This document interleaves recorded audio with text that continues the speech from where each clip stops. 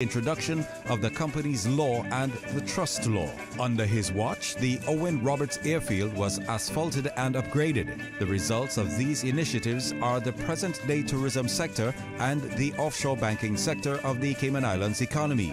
He was married to the former Margaret Ann Tripp, and the couple had 2 children.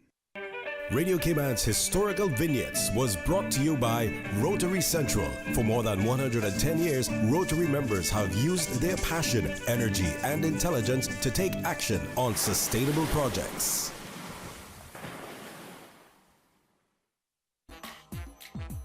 The Rotary Cayman Islands Sunset $10,000 raffle happening Saturday, May 25th. Tickets only $10, 3 tickets only $25, 5 tickets for $40 from any Rotary Sunset member. All proceeds will support Rotary Sunset community projects including Feed Our Future, the Sunrise Adult Training Center, Adopt a School program, the Marie Martin Georgetown Primary School, the Crisis Center, and many more. The new Rotary Sunset Club. NPO number 656. Get your ticket, get your chance. Rotary Sunset, creating hope in the world. Talk Today is brought to you by Subway, open 24 hours in Countryside, Anderson Square in Georgetown, and Centennial Towers in West Bay. And by the Ministry of District Administration. Explore your history, explore your land, explore your sister islands. And Cayman Airways. Call them on 949-2311 to book your nonstop flights to Los Angeles and Panama. And now, Barbados. And Digicel, Cayman's bigger, better network. And Doctors Hospital. Peace of mind is important when life happens. Doctors Hospital, always there for you. Call 949-6066. But I do have some questions. There are more questions than answers. Cayman Islands' foremost listeners participation program. Talk Today. What is on your mind, Cayman? If you are ready to talk, we are ready to listen. Here's your host, Sterling Dwayne Ebanks. Hey, welcome back, and thank you very much for joining us on another wonderful Wednesday's edition of Talk Today, as we invite you to be a part of us. A quick programming note: 1 p.m. Good friends over at CBC, including the director, Mr. Clifford, the director designate, Mr. Smith, together with their deputy director and assistant director, Mr. Wong and Mr. Scott, respectively, will be our guests. That is 1 o'clock as CBC joins us, and we're talking about a number of things. But hey, there's some time to kill between now and then, so let's make the most of it. 949-8037, 949-6990. Stay tuned for Talk Today.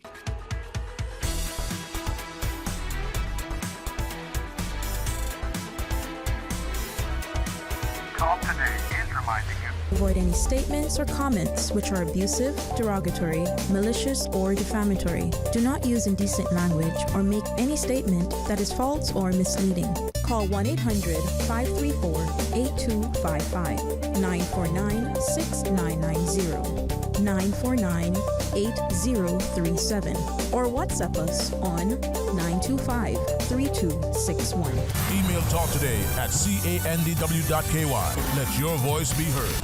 And now, back to Sterling Dwayne Ebanks, Radio Cayman Talk Today. And welcome back. Thanks for joining us. I know some days it seems like you just don't have enough time, and even if the day was not 24 hours but 48, it probably will feel the same. I said at the share that in a presentation, was that Monday or was that Tuesday? Well, I think it was Monday evening. A fellow shared something that he heard someone say at some point. He doesn't even remember. That was attributed to someone who has some claim. And he said, isn't it interesting how sometimes when you go places, you don't always understand what is being said while you're there, and all of a sudden there's this little nugget that is dropped in your plate. We talked about how much time we all have and how do we use that time. We all are assigned the same amount of minutes and seconds and hours, not necessarily the same days or years. And no man knows, we're told by the scriptures, the hour nor the day. And yet we all assign the same amount of seconds as described by man's calendar. And yet, how do we utilize it? How do some people seem to be more, quote unquote, successful, more skilled at time management, some of the things that we learn depending on the particular job that we have. How do we manage that time to get the most out of it?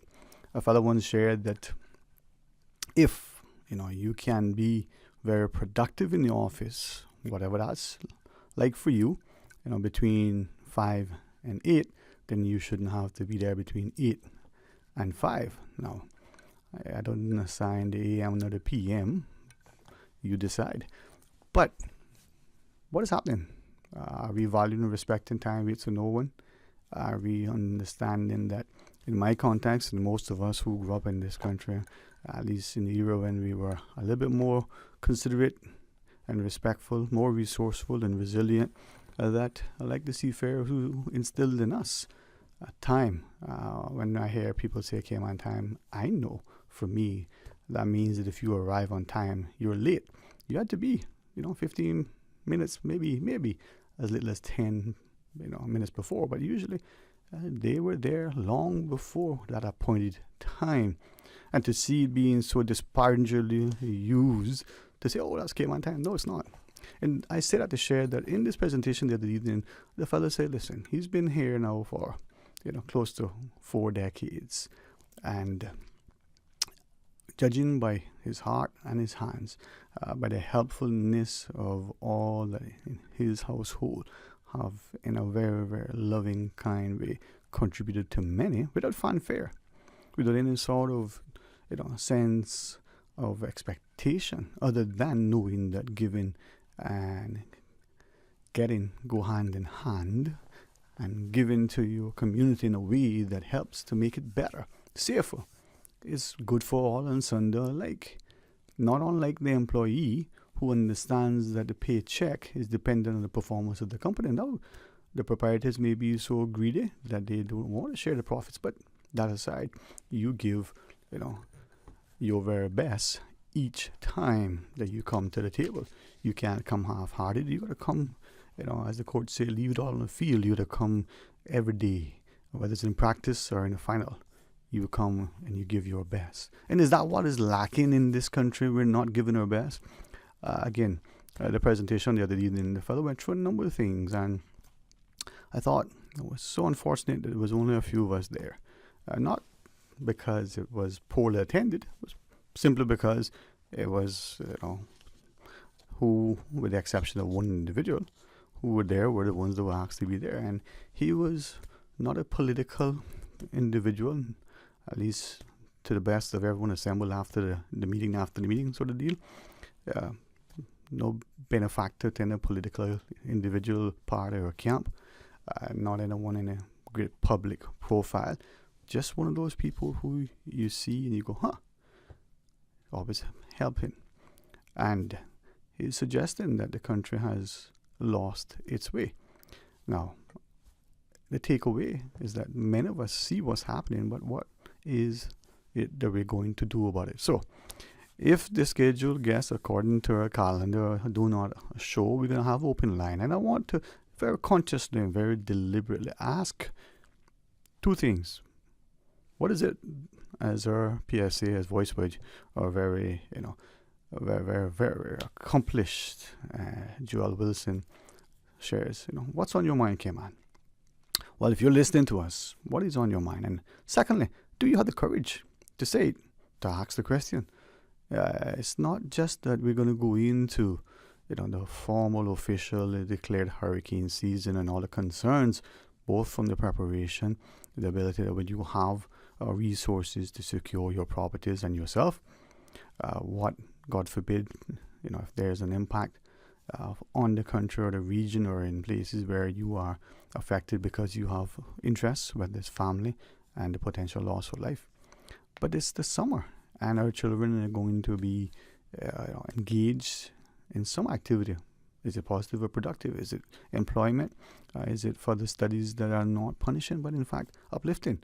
Well, if you don't say something about what is bugging you, then it may fester. And very much like that niggling feeling that we all unfortunately ignore until we are forced to go to the physician and she tells us, man, I wish you had come earlier. Well, here is your opportunity. We can accept that we have an obligation, we have a responsibility. The question is, are we going to do anything about it in a positive, productive, meaningful way? 949-8037, 949-6990. Let's go to the phones. Hey, welcome. Thank you for calling. Can you hear me? Hi, welcome. I think there's a voice there, but hello? Yes, it's a voice there, but I'm not sure if you're hearing me. Okay, I am going to ask my good friend across the table. I can hear you just faintly. Now, my volume set is up high. Can you hear me okay? I can. Yes. Okay, I hear you one little bit better then, and I will pray that those on the outside are doing so, and I will pay very, very close attention to hear everything you say. Please.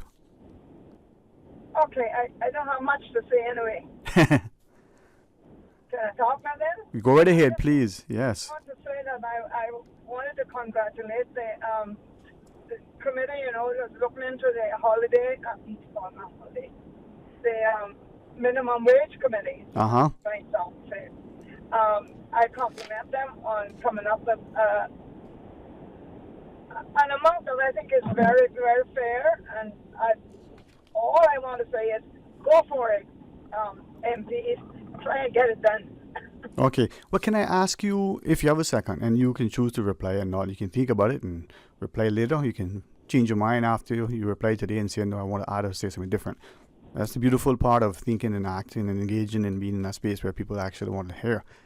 What do you think from two things? One, relative to the minimum wage, there is a school of thought that says as we increase wages, that potentially could increase the cost of living. The businesses have to spend more to wages.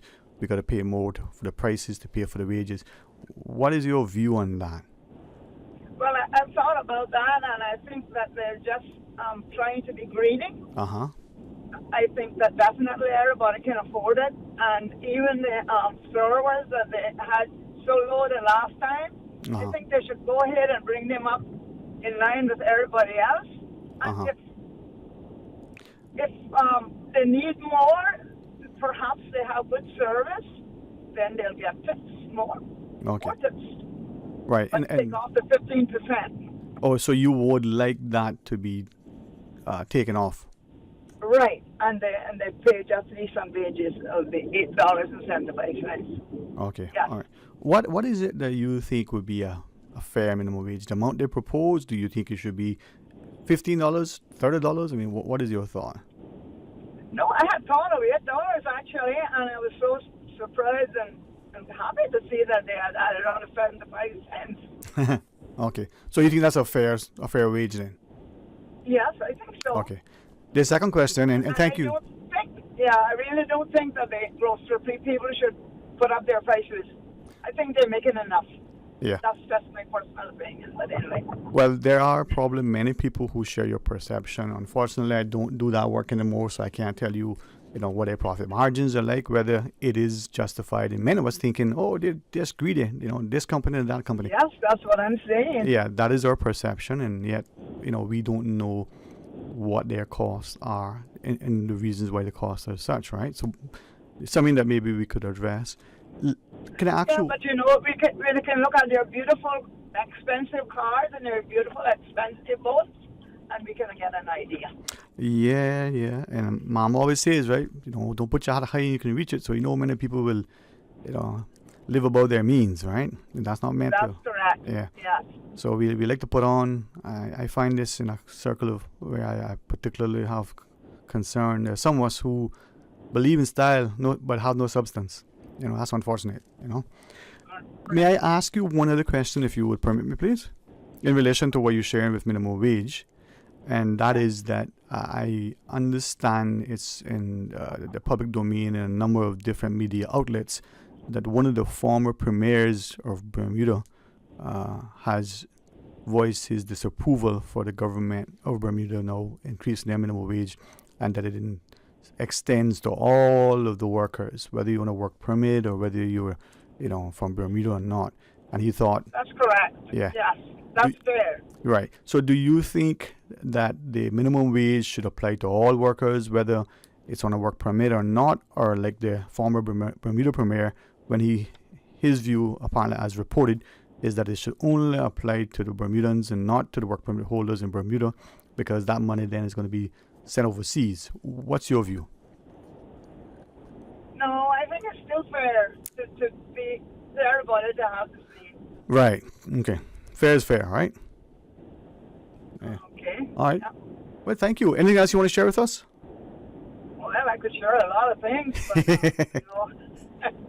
But I'll tell you one quick thing then. Uh-huh. I'm from West Bay, of course. Of course.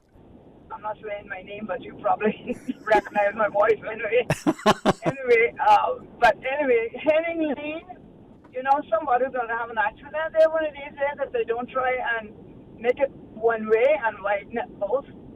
And it also applies to Maramori Lane, I believe it's called Lemon or Road or whatever. That also needs to be the same, one way or widened or both. Well, And Elizabeth Street absolutely needs to be widened. That doesn't need to be one way, so it needs to be widened.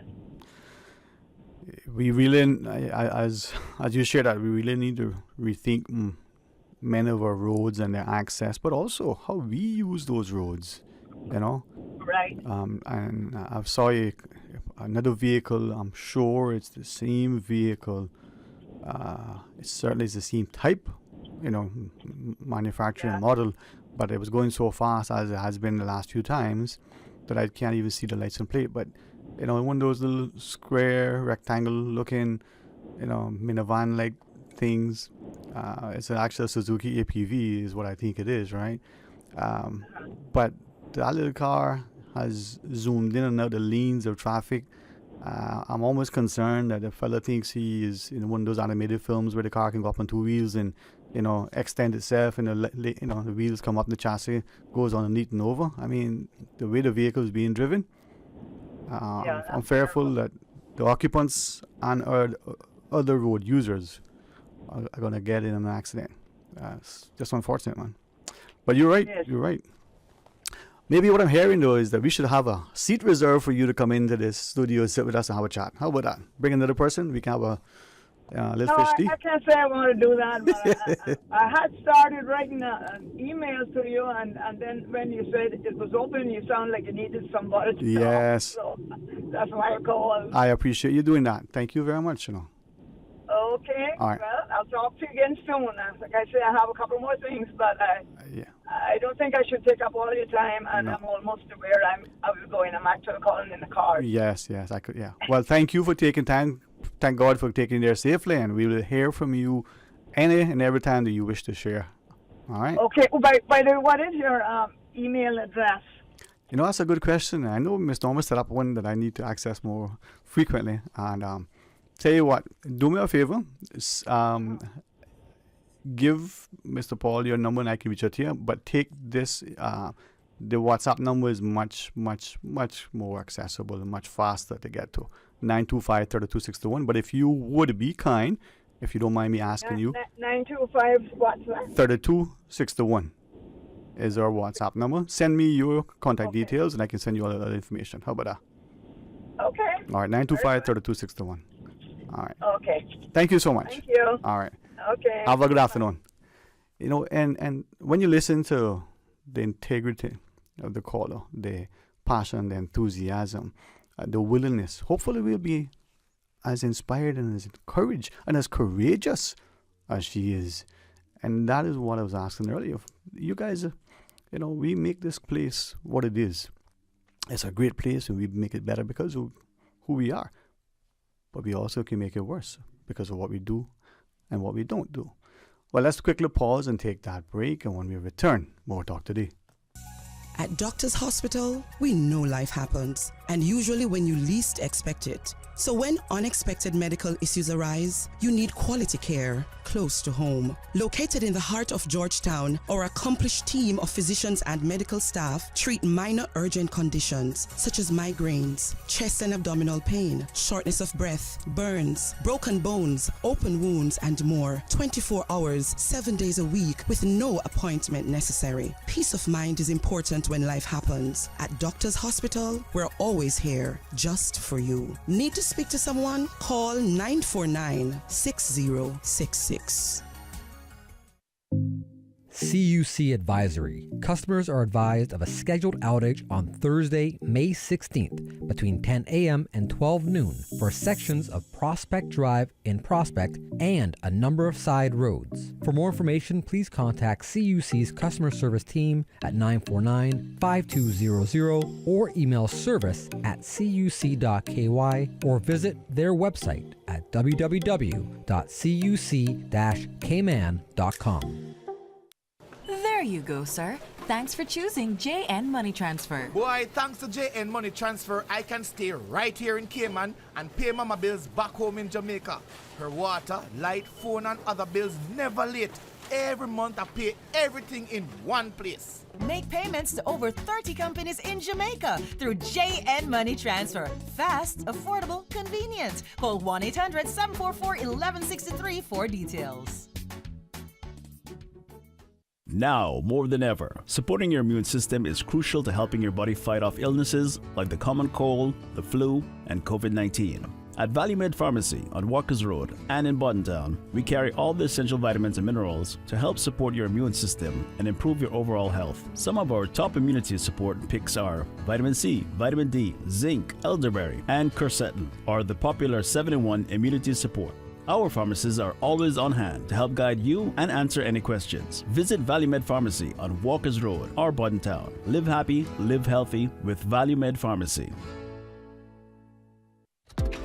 Find your dream car with a Cayman National Vehicle Loan. Enjoy 100% financing, up to 8-year repayment, and a 7% fixed interest rate for the first 5 years.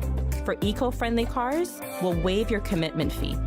This only applies to new vehicles. Call 949-8300 or email lending@caymannational.com today.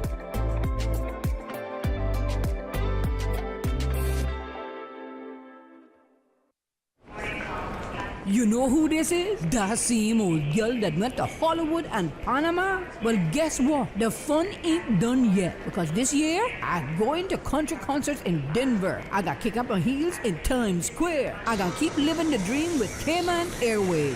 We so blessed to have them. I tell you what though, this old girl's feeling younger than ever. Make your travel dreams come true with Cayman Airways, offering international non-stop flights from Cayman to New York, Miami, Tampa, Denver, Los Angeles, Panama, Kingston, Mobay, La Ceiba, and Havana. Enjoy free rum punch, free in-flight entertainment, free seat selection, and free meals on select flights. Call 949-2311, contact a travel agent, or visit CaymanAirways.com. Radio Cayman's Talk Today.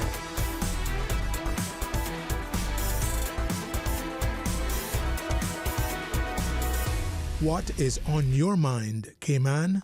Hey, welcome back, and thank you very, very much for joining us, and certainly for this opportunity to have some open line. Now, I've asked, and they've granted their permission, just to highlight something that I said. You know, for those of us who, like me, sin a whole lot and go to church because, well, that's where the prayerfulness should take place and help us to understand. You know, this is the word we would hear often. Oh, that's confirmation. Remember at outset I said, you know, when I hear Cayman time, for those of us who are from here, who've been up here, understand that means that, you know, you're on time. You know, it's not late, it's on time. And if you come early, that's expected. So our fine guests who are scheduled for 1 p.m. have already assembled, right?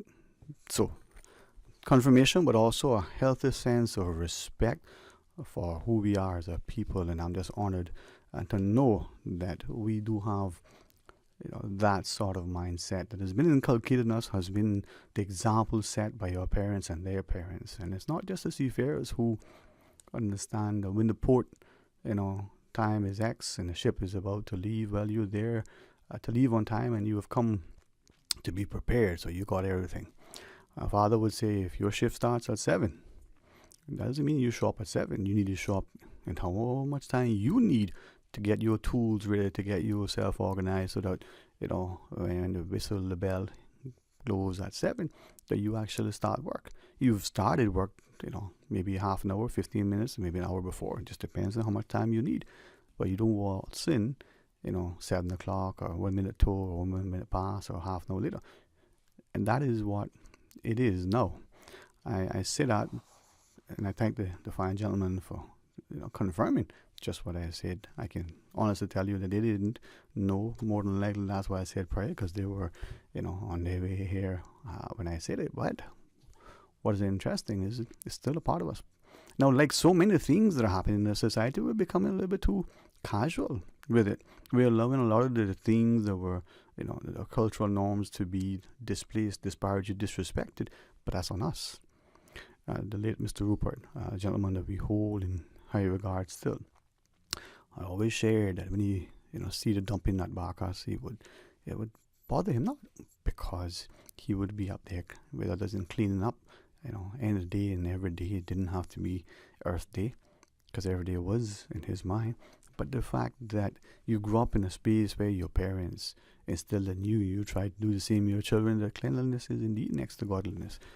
It isn't about some press release or some corporate day to look good. It's about keeping your space clean because it was safe and sensible, and that sanitary condition helped you to have a healthier life. But think of it too, how sensible and logical it is. Should there be a natural disaster, unexpected storm, a hurricane that has been brewing for days off, and in your preparations now you need to be almost obligated to go and clean up debris in the surrounding lands to avoid them becoming projectiles or possible breeding grounds for some pestilence and disease after the passage of that inclement weather. Well, had it been clean to begin with in the first place, you wouldn't have to worry. I recall my uncle having a practice long before it was something that we heard through the PSAs and published often in the media. He would make provision. He would, as I went to the shop for him every week, pick up a can of this and have a little storage of that. And by the time the hurricane season rolled around, man, he had everything stocked by us, so that while everybody was hustling and bustling and frantic trying to find what they needed, he could sit back, relax, light up his Winston-Salem and enjoy himself and watch the breeze blow in. He was all prepared. Let's pause, take that break. When we come back, we'll talk today. From boat days to beach gatherings, leave the catering to Subway. Choose from small and large sandwich platters, double meat wrap platters, and top it off with optional cookie platters for dessert. Or ask about our Subway box to go with the option of 6-inch or foot-long sandwich, 1 cookie, and 1 bag of chips for all occasions and celebrations. Let Subway focus on the food so you can focus on the fun. Visit subway.ky for catering options. Subway. Eat fresh. At Kirk Market, it's so easy to eat well and find healthy options. With their fresh veggies from local farmers, hormone-free chicken, local seafood, and grass-fed meats, Kirk Market has delicious, quality food at the best prices. And you must check out their fresh salad bar, hot bar, and med bar for daily healthy options on the go. Their delicious dishes are made with fresh, high-quality ingredients such as prime meats and organic veggies. Eating great is important to me. That's why Kirk Market is my store. Kirk Market. Eat well, live well, and shop happy. Teens and young people living in Cayman, it's time to use our voices. The Ministry of Health and Wellness is putting together a 10-year national health strategy, and we need to be a part of it. Do you feel heard by your doctor or healthcare provider? Are you included in making decisions about your health? Can you access the services you need easily? Tell us what you think. Email mohfeedback@gov.ky or log on to gov.ky/health-wellness and participate today. At Doctors Hospital, we know life happens, and usually when you least expect it. So when unexpected medical issues arise, you need quality care close to home. Located in the heart of Georgetown, our accomplished team of physicians and medical staff treat minor urgent conditions such as migraines, chest and abdominal pain, shortness of breath, burns, broken bones, open wounds, and more. 24 hours, 7 days a week with no appointment necessary. Peace of mind is important when life happens. At Doctors Hospital, we're always here just for you. Need to speak to someone? Call 949-6066. Discover your dream home with Cayman National's home loan. Get up to 95% financing, repayment up to 40 years, and just a 0.5% commitment fee. Your interest rate? Depending on your risk factors, it'll be fixed or variable. Plus, you get a pre-approved credit card. This is a limited time offer. Dial 949-8300 or email lending@caymannational.com today. Radio Cayman's Talk Today.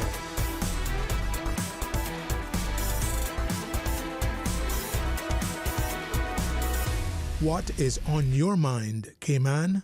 Hey, welcome back and thank you for joining us at this open line until just the headlines at 1, and then our excellent friends from CBC will join us, and we're going to have an engaging and very informative instruction with the team. But between now and then, it is open line 949-8037, 949-6990, and you can also give us a shout on the WhatsApp. You can call that number, you can send a voice note, you can send a message. WhatsApp number 925-3261 and share with us. Now, what, how, when, and where? Well, it's often the question sometimes, remember from English class when you had to do composition, I probably call it something else these days, and the teacher would give you a writing prompt, or they would say, the 5 W's, and then you go, well, there's 4, then there's the H. How? Well, but let's ask ourselves those questions, and the words that I've only now in more recent times been, informed that it actually has come from the Torah. I didn't know that until then. I know my understanding was that even though Robert Kennedy was the one that we say who said it, there was some belief that he got it from somewhere, but it was mostly ascribed to him. If not now, when? If not me, who? And as you look at those in the church and elect, they would say, well, stand in the gap. And some would pray, here I am, God, use me. Well, when that call comes, or when that ask is, we're like, no, not really. I still got this TV show to watch. I was planning to go do that. Well, the unfolding events in world history would indicate that there are needs now more than ever. People, men, women, and children, who are going to stand in the gap and to recognize that, as the caller earlier referenced, people who work, or whether they're, in her view, as I understood her, on a permit or not, unlike what the former Bermuda Premier's view as reported is, she said, if you're working for a job, you should be paid, a reasonable wage that allows you to function. By inference, she's sharing, well, that's the fair, thing to do. That's the right, reasonable, responsible thing to do.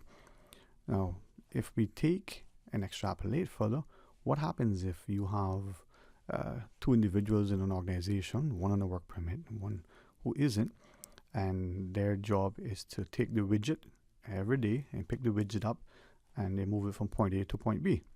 Well, one person is being paid, let's say, $10, and the other person is being paid, let's say, $5. You would think, well, they're doing the same work. That can't be fair. And then you go, but hang on, the person isn't from here, so they should be paid less. You would think, well, that's discrimination. Well, flip that coin over. And I thank the person for sending me the statement that was sent as I looked at during the break. We would and we should, argue that that's unfair and, unchristian and, not in keeping with a good sense of humanity and decency. Equal pay, for equal work. We would not expect a person, because one is male and one is female, to be paid differently if they're equally qualified and experienced. I think everybody would think that that's fair. But the writer also says, allegedly, in the private sector and many of the positions, you actually have that happening. Except that in this instance, the person on a work permit is being paid more than the person not on a work permit. And yet it seems to be justified. So much so that, as the writer shares, takes us to two things. One, we're told that that person has a family to support back home, that person is in a foreign land, that person is this, and we justify the higher wage to the work permit holder. Now, the second thing, the person indicated that, remember way back when within the civil service and perhaps it may have been the same in other, sort of colonial settings, that foreign workers who were recruited to work for the government were given an allowance, COS, Contracted Officer Supplement, I think is what that stood for. This letters were just written, and that was an additional 15%. There was one more point she made, but let's just take this call. Hey, welcome. Thanks for calling. Hello. Yeah, good afternoon to you, Sterling Graham. Hey, sir. How are you today? Thank you for calling. Just fine. Interesting conversations. Just as an aside, with regards to Mary Molly Hyde Road, yes, sir. Can't turn that into a one-way. And I guess you know the reason why. Yes, sir. We need to go any further on that. When Mr. McKeever Bush suggested that it be made a walkway, just pedestrians, as far as from the main road up to behind the church, and then from the church up to the four-way would be the road, driving road. No one wanted to back that up, and now we see the usefulness of that. That would have been the correct thing to have done, but wasn't done, or to have been done, to be grammatically correct. Anyhow, that's an aside. With regard to the working thing, we've got to realize one thing here, and I'll stress it, and I'll always stress it. We don't pay any direct income tax here, so we have a very, very unique situation. I can't think of any other country in the world that doesn't have a form of direct income tax. I hate when people say direct taxation. It has nothing to do with what I'm saying, direct income tax. So it's a very unique situation to run a country without that. Tourists often ask me about that, how it's done. And I said we have a lot of charities here. A lot of charities, a high ratio of charities. And that helps the situation of very low paid workers and et cetera, et cetera. Another thing we don't have are unions, labor unions. And that sets out wages for people. That's one of the things that unions do. Anyone who has worked away, and many Caymanians have, and have worked for unions, can understand what I'm saying. It sets out the many benefits of unions and so forth. And so they're a bargaining thing for wages. And you can't bargain without hear about wages and who should get this and who should get that. You have the unions, you can call it that, the accountants, the lawyers, they have their own groups. They might not call it a union, but that's what it is. Right? You have that. And they set their prices. The associations of accountants, associations of lawyers, etc., and they set their prices. You have the merchants or the business owners union, which is a chamber of commerce. It's employers union, chamber of commerce. But you don't have an employee labor union. So that is where we have a very unique situation. We have to figure out things for ourselves. It's nothing wrong with paying certain people for doing the same job. Really, less wages than other persons. There's nothing that says that people who are coming here on work permits, that they have to get the same wages as the Caymanian. There's nothing in law that says that. I don't think there is. You can tell me if there is, or if you think there is, and if there's anything quite discriminatory about that. Well, we had, as you know, we had legislation that's similar. As I looked at something that you were sharing, so it ties in with what you're saying, that under whatever it was called in relation to immigration laws, this preference to not only Caymanian workers but to train, and this really says that was removed. We know all that they have to train or work to take your job, and who's going to train somebody to take their job? Be realistic. But what the person is saying is that has now subsequently been removed. That section has been removed, apparently. Yes. All that, because the private sector is very powerful. When you don't have direct income tax, there's nothing to control, or there's no system of reporting to the government the immense profits and whatever is made in the private sector and the real cost of things. That's why we have to go around with these surveys and do things that the government is doing.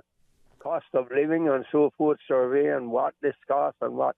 The private sector does that in other countries and jurisdictions for their marketing purposes and so forth. So we're doing the job of the private sector for marketing, find out what you pay for this in the supermarket, except from what you're buying for. They wouldn't need that. I could go on and on and on. People could see understand what I'm saying and why I say it, but your time doesn't allow that. Doesn't allow it. But we've got to wake up and smell the coffee, right? The thing that's needed here, we have that number one, there's a big problem with traffic. We know we should stop everybody from being able to import a car. We know that. People on work permit are importing cars.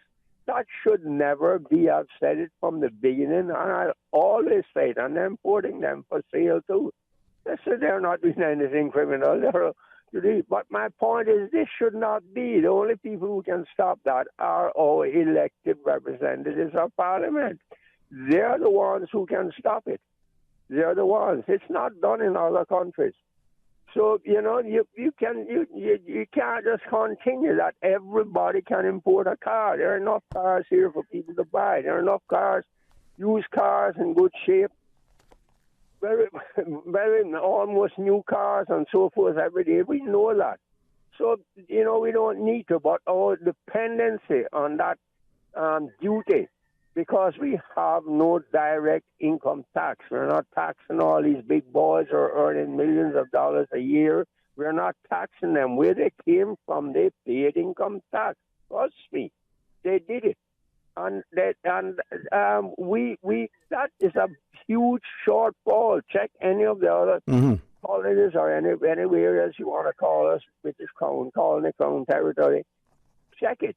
They earn a lot of money from direct income tax, salary taxes caused in Bermuda, payroll tax money. They're thinking of putting in corporate taxation there also. And their minimum wage is now $12.50 an hour US. It's been that way, and I think they're going to raise it. Think about these things. Think about them. I ask people to think, because it's going to come back to haunt you. You don't think about these things now. Have a wonderful day. Bye. Thank you very much, sir. He always, informs us, and as he shared, we don't seem to have sufficient time. All right, let's pause and take the break. When we return, we get a chance to speak to the wonderful management team over at CBC. Stay tuned for our talk today. We are Radio Cayman, covering Cayman Brac, Little Cayman, and Grand Cayman. 1 in a million. From Radio Cayman's newsroom, this is Headlines. Local, regional, international news. The Headline News is brought to you by Kirk Market and Health Services Authority. With your latest headlines, I'm Felicia Rankin-Solins. The Department of Vehicle and Driver's Licensing will be hosting their annual Customer Appreciation Day at all its locations on Wednesday, May 22nd, 2024. In international news, as a controlled explosion rocked the Dali on Monday, nearly 24 sailors remained on board, below deck in the massive ship's hull. The simultaneous blasts sent pieces of Baltimore's once iconic Francis Scott Key Bridge into the dark waters of Maryland's Patapsco River. 7 weeks after its collapse left 6 people on the bridge dead and the Dali marooned. Authorities and the crew hope that the demolition will mark the beginning of the end of a long process that has left the 21 men on board trapped and cut off from the world, thousands of miles from their homes. But for now, it remains unclear when they will be able to return home. Joe Biden and Donald Trump have agreed to participate in 2 televised presidential debates in June and September. CNN announced the 27th of June event on Tuesday and said it would take place in the key swing state of Georgia. A second debate on September 10th will be hosted by ABC. The announcement came shortly after Mr. Biden laid out his terms for taking on former President Trump in a debate ahead of November's election. No audience will attend the June debate in Atlanta, CNN said, while moderators will be announced at a later date. These are your headlines. I'm Felicia Rankin-Solins. More news available at www.radiocayman.gov.ky. Check out our social media pages: Facebook, YouTube, X, formerly Twitter, Radio Cayman Headline News.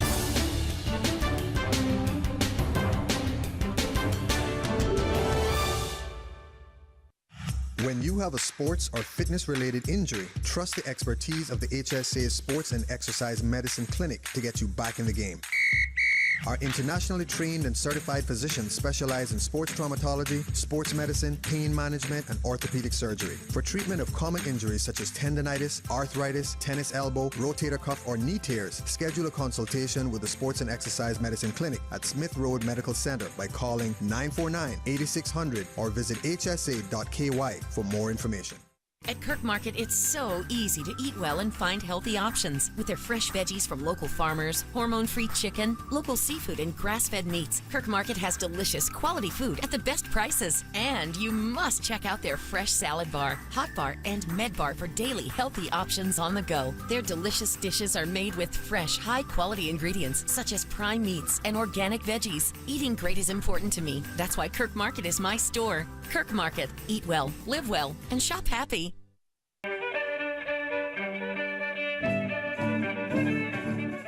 Born in Watering Place, Cayman-Brac, on the 8th day of July, 1936, Captain Fred Elman Scott was the 5th child born to Nalio and Vera Scott. Not only did Captain Scott work the seas for over 52 years, but he was mathematically inclined. In the early 70s, Captain Scott received his first calculator, eventually moving on to computers. After retiring from sea, Captain Scott used his knowledge of navigation, his love for mathematics, and general knowledge to write various computer programs that would impact the lives of the people of the Cayman Islands, such as payroll calculation and a program that could tell the depths at any point of the Georgetown harbor, which would allow him to give any ship in port the coordinates to drop anchor. However, his pride and joy was his weather program that could detect when a storm formed anywhere in the world and was able to track and forecast its path. To create this program, he first drew the world map by using actual coordinates from the various coastlines around the world, including the most minute coves. This information would be transmitted by his shipping mates from around the world, making him the local reliable source on storm predictions.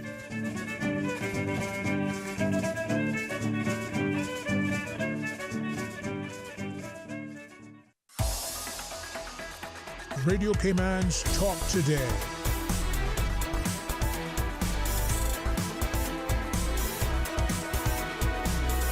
What is on your mind, Cayman?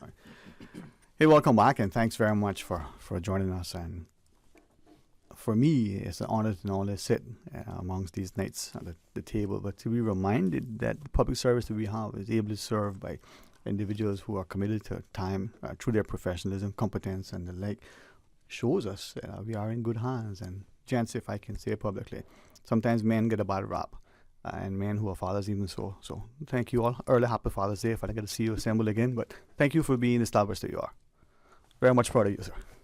Thank you very much, Sterling, and good afternoon to you and to your listeners and those who are watching us online. I'm happy to have with me this afternoon, I think, well, yes, sir. Most people know I'm Charles Clifford, the director of CBC. In fact, I think they know all of us, but we'll do the formal introductions. Yes, sir. Next to me here on my left would be the director designate, Bruce Smith, who will be taking over from me when I retire in July. So he'll be making all the decisions from July on. And across the table, I have Deputy Director Garfield Wong, who has responsibility for port operations portfolio, under which our migration management section falls. And next to him would be Assistant Director Joey Scott, who has responsibility for the migration management section. So that's our panel for today. You know what, man? A team like this, honored to have you assembled. And thanks for helping us to understand. And with respect to our listeners, I'll just share that in order to allow us to hear and understand, perhaps hold our calls for a bit so that you can share what you need to. Yeah, certainly we would appreciate that, perhaps for 10 or 15 minutes. Yes, sir. And then we can open the phone lines. But I just wanted to sort of frame the discussion for today. But before I do so, yesterday evening we issued a press release in relation to a sailing vessel that arrived in Cayman Brac. And so there were a number of people on board that. It appears that they're from different countries. They're not all from the same country. What I can say now is that they don't appear to be Cuban nationals. Mm-hmm. All of those individuals are now in our custody. They've been detained. So the rumor that is circulating that migrants are running wild around Cayman Brac and living in the caves and all that stuff is simply untrue. Mm-hmm. So I just wanted to sort of address that issue because I know there's some concerns in the community about that. And I would ask people to refer to the press release that we issued yesterday. Now, we're hoping in the next day or two that we can offer some additional information in relation to that issue. Mr. Clifford, I appreciate you sharing. And even though that was only just yesterday, we certainly have had many comments, including where did they come from? Who are they? Why would that be different from a vessel that just sail in and then presents itself at port? Right. What made that different? So, to whatever extent you wish to offer clarification, we will defer to you, sir. Yeah, certainly. Thank you very much. And the vessel came in unauthorized, so that's obviously what brought it to our attention.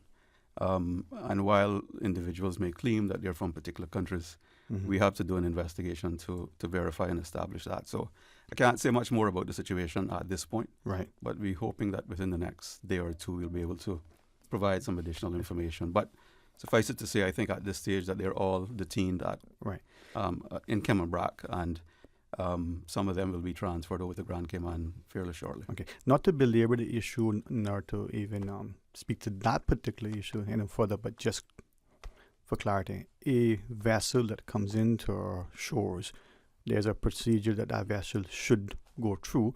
Would it be okay to sort of share that? You're sailing, maybe bad weather blow you off course, maybe you just sail and you think, hey, I want to break. Is there something that a vessel should do when it wants to come into port? Yeah, so they're required to declare their arrival prior to arrival, and they have to produce a manifest, which would include who's on board the vessel, the identities, the nationalities, etc., whether there's any cargo on board. All that stuff is required in order to be authorized to enter the port.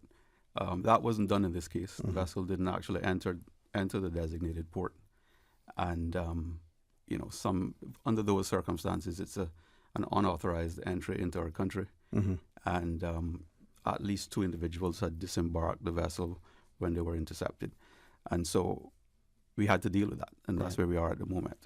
Thank you, sir. And perhaps many of us don't appreciate it, but it's no different than a plane that is flying for whatever reason. It's going to land at an airport.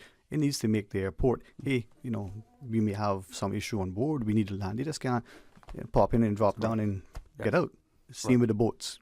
Exactly the same. So they're required to produce their manifest just like airlines. Yes, and none of that was done, and hence it became an issue, which was then the subject of the press release that we issued. Well, thank you for that. Hopefully, and many of us understood, but maybe a few of us were clarified. Oh, I just thought you were at sea, and you can just pull up on the Barcas Beach or off the coast east end behind the the good people who live there. Anyway. Yeah. So if I could just get into the subject of migrants generally, we know that there's been quite a bit of discussion in other media about this. A lot of social media discussion about the situation with migrants on island. I think anyone who pays attention to the international news would see that This is a significant problem across the world. So United States, certainly they're having their issues with it. All the European countries are having issues with it. There are countries, other countries in this region, including other British overseas territories, in particular the Turks and Caicos Islands, that are having issues with migrants. And so this is not a challenge that's unique to Cayman. And we continue to manage it as best as we can with the resources that we have. But there is a perception out there in some quarters, certainly, that the Customs and Border Control has been over-aggressive with these people and unsympathetic to their cause, etc. That's absolutely not correct. So all of my team members that you see here, those who are on the front line, we understand the plight of the migrants, whether they're coming from Cuba or from other countries. If they're fleeing political oppression or economic chaos, we understand that. But we have a law that we have to enforce. Mm-hmm. We also have a United Nations Convention that we have to comply with. In addition to that, the Cayman Islands are 3 very small islands with limited resources. We can't accommodate everyone. So we have to strike the balance between making sure we're compliant with the provisions in the various legislation and the reality of the situation. So we hope that we're not in a crisis mode again at some point in the future, which we've been in before with migrants. But I just wanted to underscore the fact that we understand the plight of these individuals and we are sympathetic to it, but we have a job to do in terms of enforcement. I also think it's important when we're talking about migrants to divide them into 2 categories. So we had some legislative reforms that came into effect in December 2022, which changed the way that we process migrants, and we can get into the details of that further down in the program. So the migrants who arrived prior to December 2022 were processed differently, and it was a much longer process for those who had a legitimate claim, right, or who we had to investigate further and do further assessments on. So those people are really the bulk of the individuals who remain here on island. The migrants that arrived after those legislative reforms in December 2022, most of those migrants have been repatriated already. So that's an important difference. But as I said, as we get further down into the program, I can explain that in more detail. But I don't want to take the time now because I want the team members to also say a few words. Another important point is that the Bordentown Civic Center, which was the subject of some focus last week, is not a detention center. So the migrants are there because we have an obligation under the convention and under our own legislation to provide housing for the migrants who are here. And most of the migrants in the past had been accommodated in private accommodation. But the multiple groups of migrants at multiple locations caused significant damage to those properties. And so landlords became very, very reluctant to rent to us for that purpose. But we still had that obligation to provide housing. And so we had migrants then placed not just in the Bordentown Civic Center. There was a time that we also had some in the Gun Bay Civic Center and in Breakers Civic Center. So they were all eventually moved. Some were repatriated from that group and others were moved then all to the Bordentown Civic Center. But it is not a detention center, so I just want to make that clear. The migrants who are there are here, are temporarily admitted because they've completed their processing. And I think most of them, if not all, have been denied political asylum by the director of CBC, which currently happens to be me. And they're working their way through the appeals process. So that's the situation with those migrants. Now, I've heard comments in various quarters about government should build proper housing for them, etc. We have to be careful about these things, and I'm sure that the government, in terms of making policies, would take these things into consideration. But if we built purpose-built housing, not a detention center now, because that's a separate project, but if we built housing for migrants, that message gets back very quickly to the various countries, and it would encourage more migrants to come. So you build one complex for migrants, and then all of a sudden, that's filled up. The word gets out, a lot more come, and then where do you end, right? How many more complexes are you going to build? Is that going to be acceptable to the Caymanian people? I don't think so. So these are things that, sometimes people make comments out there like, why don't we just turn them back? Well, it's not as simple as that. We can't. If we have a group of migrants arrive here on a vessel that's not seaworthy, some of them are extremely exhausted. They require immediate medical attention. We can't turn those individuals back. We would never do that. Mm-hmm. So those are the realities of the situation that that some people who say this is a simple situation, let's just turn them back and send them back to their countries. There are even some people who suggest once we get them here and we've processed them, then put them on Cayman Airways and send them back to Cuba. Well, there's a lot more to the process than that, and my colleagues will get into the details shortly. But I'll just say this. The day that we put migrants on a Cayman Airways flight to return to Cuba or any other country without the permission of that country to bring them back, that's going to cause a problem for us. That airline or aircraft or flight crew is going to get stuck in those countries if we have attempted something like that, because there's a process involved. And just because someone says that they're from a particular country, all of that has to be verified on both ends, and the country has to say, okay, I am satisfied that this is one of my nationals, and yes, you can bring him back or her back. And there's a lot involved in that process. There were a number of other issues that were mentioned on other programs that didn't have any basis in fact, but I'll get into those later on. I don't want to extend my opening any further than that. I just wanted to frame the discussion, and as we go through it, Mr. Smith is going to talk about the United Nations 1951 Convention and its 1967 Protocol and how that sort of intersects with our legislation, what we're required to do to comply with that, and then any other comments that he wished to make in relation to it. And then Mr. Wong and Mr. Scott will talk about the operational side of things and how we manage migrants from the time they arrive right through the process, and also the memorandum of understanding that we have with the Republic of Cuba.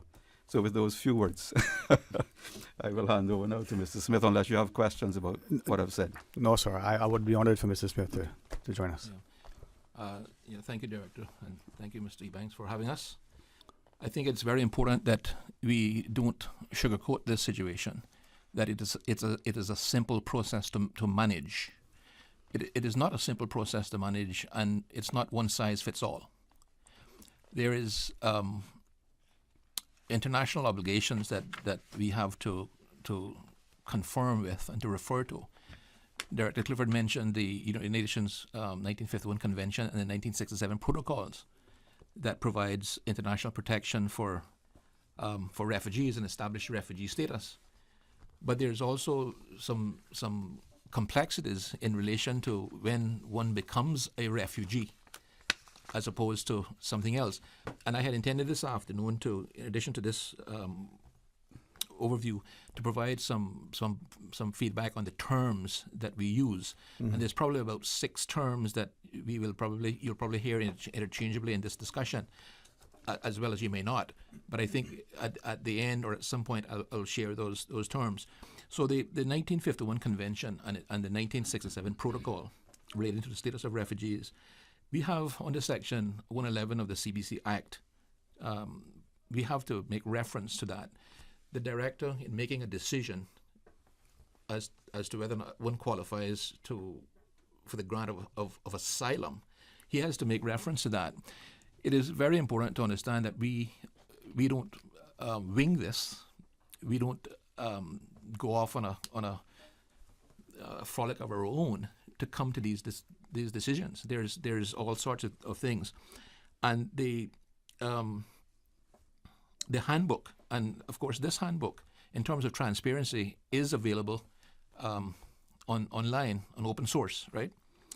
So the 1951 Convention and 1967 Protocol contains provisions, and some of these provisions is basically who is a refugee and who is not a refugee, and also who ceases to be a refugee, because there's cessation and inclusion clauses in that as well, which we'll not go into because it's too complicated to do so. And of course, the relevance of the 1951 is at the sort of the end of the movement with World War II, and what that meant in terms of movements of displaced persons. So, as a result of the events that occurred before January the 1st, 1951, one of the key things that came out with this is that a person had to have a well-founded fear of being persecuted. Now, that hasn't changed, and that is what we have to make absolutely certain that we subscribe to. We can't sugarcoat that. We can't turn that into, well, we'll apply it a bit differently. So the reason for the fear of persecution is for race, and that's always been an international issue, right? Religion, again, very fundamental. Nationality, and membership of particular social groups or political opinions. The person has to be outside of their country. So when someone comes to the Cayman Islands, that's one hurdle that they've crossed. They're outside of the country of which they're seeking protection from, and is unable, it says, owing to such fear, is unwilling to avail himself or herself to the protection of that country. So we can't turn this into anything different. What we have to do, though, in relation to referring to this instrument, this international instrument, is to ensure that we have as much information as possible. And when we refer to this convention and its protocols, our case officers, again talking about people who deal with these applications, who are doing the background investigations and research, they have to be mindful of what goes on in that country. You see, they have to be mindful of that. And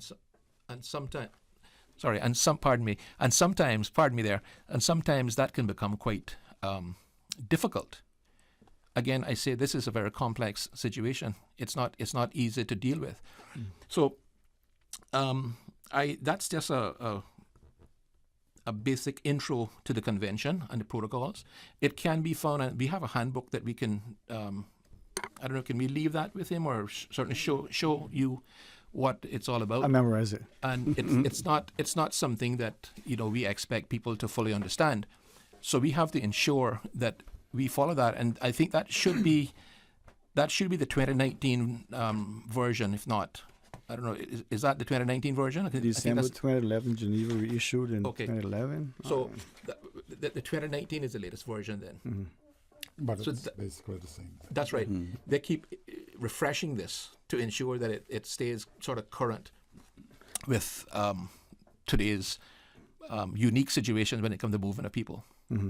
So that's a basic overview of the convention in 3 minutes, and that is what we follow, and we have to follow that, and we are tasked to do so by other entities around the world, such as the UNHCR folks in Washington. They ensure that we follow the protocols in relation to that. So we're not doing this without the necessary audits sort of put in place. Okay, so I'll leave it there, and I'll provide some terms, some definitions to some of the terms that we use from time to time between now and the end of this brief presentation. Okay, thank you very much. Thank you, sir. Thank you, sir. Okay, my name is Gary Wong. I'm the Deputy Director in charge of the section. As the Director and the Director Designate both alluded, this is a very complex situation we're dealing with. The applications don't just jump out at you, and you have to do the research, make sure that we are guided by the handbook. We do refer to that as our work Bible in that section, and the decisions are based off what the applicant says, what we find on the internet, what they produce, and the guidance of the handbook. It does have stages where officers do the initial framework. It's reviewed by Mr. Scott, then reviewed by myself before it goes on to the Director.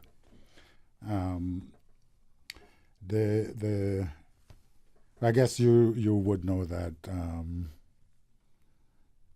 I'm probably the longest serving one who's familiar with the refugees. Back in the 90s, we had that influx of migrants, and that's where I actually got my training in relation to dealing with the migrants. We speak about the memorandum of understanding with the migrants. That came around, the first memorandum of understanding in relation to the migrants came around the 15th of April, 1999. was signed by the then, I think we referred to him as the chief secretary back then. Mr. James Ryan. Mr. James Ryan. Then it has been reviewed several times, and I can say that at this time we're probably due for another round of talks with officials in Cuba. And just for clarity from the Cayman context in terms of the geopolitical landscape, we in the Cayman Islands will be talking if and when to Cuba, but would that be us direct to them or through the UK as, sort of administrating power? So we always send a delegation, or they come here for the talks, and the delegation would usually include, if not always, representatives from our ministry, from CBC, and from the governor's office. So the UK would be represented through the governor's office. Right. And thanks for clarifying that, because even though as autonomous and independent-minded as we are, we still have to recognize internationally, we're still a minor child, so to speak, in that familiar context. Absolutely. Okay. Yeah. Thanks. Mr. Scott. Yeah. Thank you as well, Mr. Ebanks, for having us. Just to sort of expand upon Mr. Smith's explanation, as you know, 1951 Convention is what we have to abide by in terms of dealing with the applications, and then the 67 Protocol was, in simplest terms, a removal of geographic and temporal restrictions that the 51 Convention applied. That's why we are allowed to actually look at refugees from places like Cuba or anywhere else outside of Europe after 1951 in terms of being able to actually see if you are a refugee. Okay, without the 67 Protocol, we wouldn't be able to do that. So just as a sort of a basic outline of it, upon any arrival of any person, regardless of their nationality or how they get here, most frequently it's Cuban nationals because of our geographic location, but we do have other nationalities who do claim asylum. We make sure that we get the required information, which is generally the person's testimony, their statement about why they feel that they cannot or should not, or that they do not want to return to their country. Once that is done, we then review that against a backdrop of known information. So we use, again, open source information. The US and the UK both have really detailed country of origin information. And as you know, this new thing they call the internet, everything is on there. Relatively new. So we can cross-check what you are saying to us. And we do that for the simple reason that we want to make sure that whatever you are telling us, one, meets the guidelines set out in the convention, which are the convention reasons, the 5 reasons that Mr. Smith mentioned, as well as your credibility. Is it possible that this happened? And if it is possible, did it happen to you? And if it didn't happen to you, could it happen to you if you were to be returned based on whatever your claim might be? It could be any one of the 5 convention reasons. If for whatever reason we make a determination that you are either not credible or that you wouldn't otherwise qualify, we give you that notification in writing in your own native language, and we give you a period of time by law within which we cannot remove you, that you have the right to appeal. If you do appeal, then that goes through another process, which Mr. Clifford outlined through the Refugee Protection Appeals Tribunal. You then have to, you have the ability to represent yourself with an attorney, etc., and you do with us as well. Let me just clarify that. Yeah. Okay. Through the Refugee Protections Appeals Tribunal. There's still other opportunities to appeal if you're not satisfied with that decision, but those are obviously limited in legally as to what grounds you can make those appeals under. I just want to apply the caveat as well that was prior to the implementation of the 2022 changes. Following the 2022 changes, Mr. Clifford now has the ability. I'm going to use the director. I only pick on Mr. Clifford because he's here. He's the man in the hot seat right now. It's a good thing they didn't name him a lot. They should have. And that could change in the next revision. Yeah. So the director does have the power to review every new application after December 2022 in terms of its tenacity. So obviously in following with UNHCR guidelines and with the convention guidelines, we need to determine whether or not you are in fact, if you have a chance of succeeding, right? That evidence is gathered based mainly on anything you might be able to produce to us, including your own testimony as an applicant. If the director is satisfied that your application is wholly unlikely to succeed, let's put it that way, then he has the ability to certify it just as that, which removes the applicant's ability to appeal. What we were finding prior to the 2022 revision is that regardless of your application, you could literally come in and say, I don't want to go back because the road is hard. Mm-hmm. It could be something as frivolous as that. Okay. And you have the right to appeal, which has to go through a number of stages legally, and within which time we cannot remove you.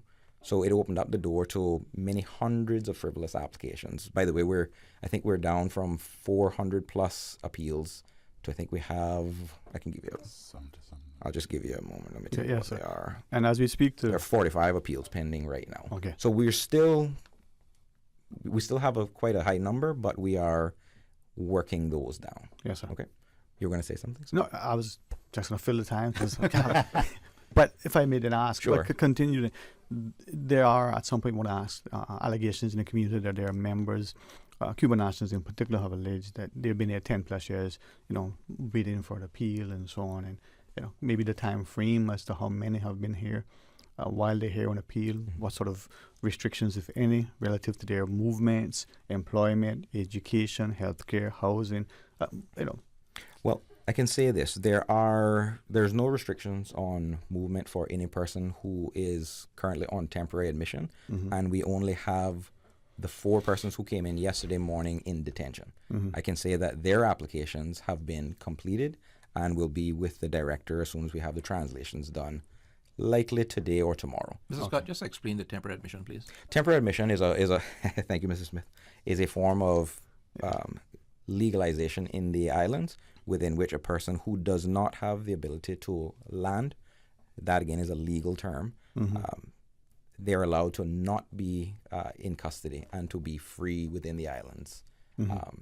Out of the custodial arena. Are there any well, I know respectfully should take the break, and one of the questions we want to ask in relation to that will be, when you have a temporary admission status, are there any requirements akin to, say, a person on police bail who has to show up at this appointed time, for this particular reason?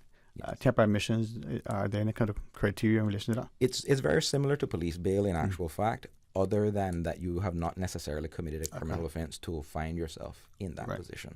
Mm-hmm. So it's an alternative to detention that we have, mm-hmm. And the director has the ability to place any restriction on the person. Right now, the general restrictions are you cannot work illegally, and that you have to report once monthly to CBC to sign in. Mm-hmm. Those are the current conditions. Yeah. Some of the things, just dovetailing onto what he said about the conditions of the temporary admission, some of these things are frustrating to folks, mm-hmm. where they can't work, where they can't earn a living, where they can't exercise certain freedoms like that. But that is until they're regularized. They're fully assessed. Correct. Right. And nowhere, I don't think, in the world would allow someone to come and not go through the paces. Yeah. And there's also the possibility of it being revoked due to certain actions. The director does have the ability. Okay. And if Dwayne, I don't know whether you want to take your break now or if you want me to. I would like us to talk forever, but we got to take the break. Okay, that's fine. That's fine. Gents, thank you for your understanding. We'll pause. When we return, we'll be informed. Stay tuned. From boat days to beach gatherings, leave the catering to Subway. Choose from small and large sandwich platters, double meat wrap platters, and top it off with optional cookie platters for dessert. Or ask about our Subway box to go with the option of 6-inch or foot-long sandwich, 1 cookie, and 1 bag of chips. For all occasions and celebrations, let Subway focus on the food so you can focus on the fun. Visit subway.ky for catering options. Subway. Eat fresh. You know who this is? That same old girl that went to Hollywood and Panama? Well, guess what? The fun ain't done yet, because this year, I'm going to country concerts in Denver. I got kick up my heels in Times Square. I gotta keep living the dream with Cayman Airways. We so blessed to have them. I tell you what though, this old girl's feeling younger than ever. Make your travel dreams come true with Cayman Airways, offering international non-stop flights from Cayman to New York, Miami, Tampa, Denver, Los Angeles, Panama, Kingston, Mobay, La Ceiba, and Havana. Enjoy free rum punch, free in-flight entertainment, free seat selection, and free meals on select flights. Call 949-2311, contact a travel agent, or visit CaymanAirways.com. Teens and young people living in Cayman, it's time to use our voices. The Ministry of Health and Wellness is putting together a 10-year national health strategy, and we need to be a part of it. Do you feel heard by your doctor or healthcare provider? Are you included in making decisions about your health? Can you access the services you need easily? Tell us what you think. Email mohfeedback@gov.ky or log on to gov.ky/health-wellness and participate today. Find your dream car with a Cayman National Vehicle Loan. Enjoy 100% financing, up to 8-year repayment, and a 7% fixed interest rate for the first 5 years. For eco-friendly cars, we'll waive your commitment fee. This only applies to new vehicles. Call 949-8300 or email lending@caymannational.com today.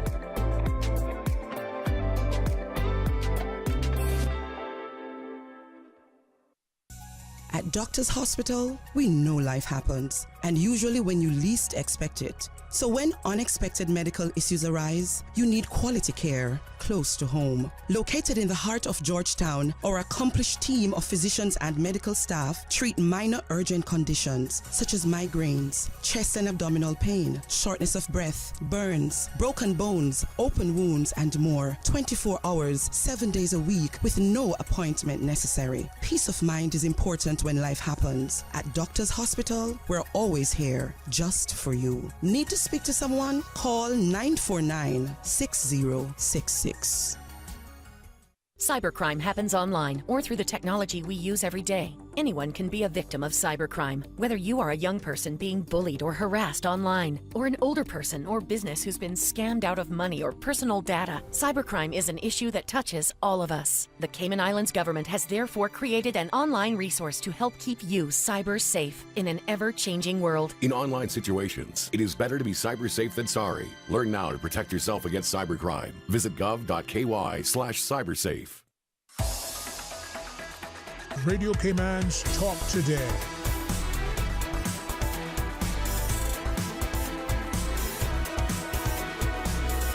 What is on your mind, Cayman? Hey, welcome back, and thanks very much. I'm really grateful, not just for the willingness of this fantastic team to assemble and share, and to our listeners being informed. The CBC Director, Mr. Charles Clifford, the Director Designate, Mr. Bruce Smith, together with Deputy Director Mr. Wong and Assistant Director Mr. Scott. Gents, thanks very much. And I'm hoping that we, not only as a public, would ask questions, but at least we will be willing to continue to partner and ensure that the work that is done makes our borders a safe and secure, society is stable and civil. Mr. Clifford, you were sharing this prior to the break, sir.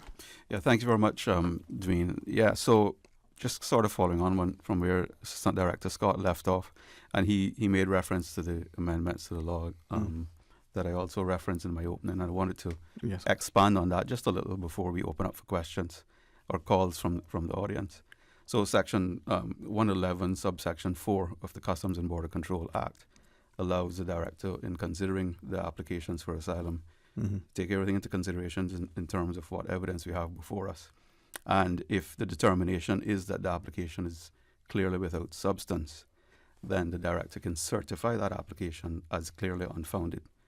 And as a result of that, as Mr. Scott has said, that then takes away the ability for the individual to appeal, and then we move from that stage to the repatriation process.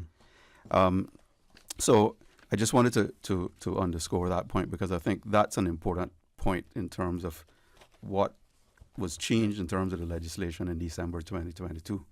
And, I suspect there may be some questions around that issue. Right. But the legislation, the amendments are similar to some of the amendments that exist in the UK as well. Right. Yeah. And to our listeners, the phone lines are available, as Mr. Clifford reminds us. If you want to call in and you have a question or comment, 949-8037 or 949-6990. And WhatsApp, 925-32621. Our guests will only, be in the studio until 2 o'clock. Gents, I appreciate very much you being here, but I'm more appreciative of the fact that if you're there doing your jobs, my country is as much more safe and secure. So thank you for both, but more importantly, for the latter. May I then ask? Sorry, Mr. Clifford. Yeah, if I could just, while we're waiting on callers, we hope we'll get some calls and some questions soon. But I know there was also some discussion last week in the public around expenses related to migrants. And, various figures have been put out there in terms of how much it's costing the country, millions of dollars, etc. And I just wanted to I'm just going to give some examples so people can get a sort of perspective on it. So when we're talking about expenses in relation to migrants, there are various categories that we have to consider. So as an example, we have to feed the migrants, so there's an expense for food. We have to house them, there's an expense there.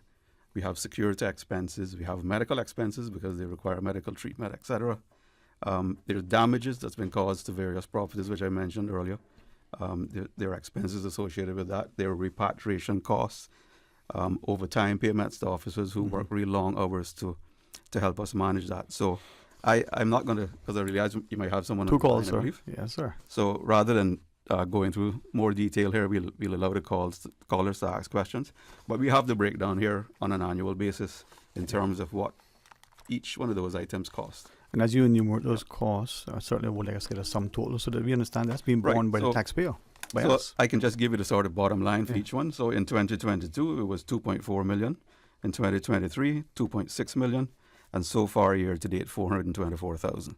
So that is sort of split over those various categories that I just mentioned. And we have the detail, but we don't have the time to go through all of that at this stage. And there is always a cost, financial, but there's also the human side. Gents, we do have a couple of callers. We will take on both. Sure. I can tell you with all this honesty, our studios are probably the cleanest in the world.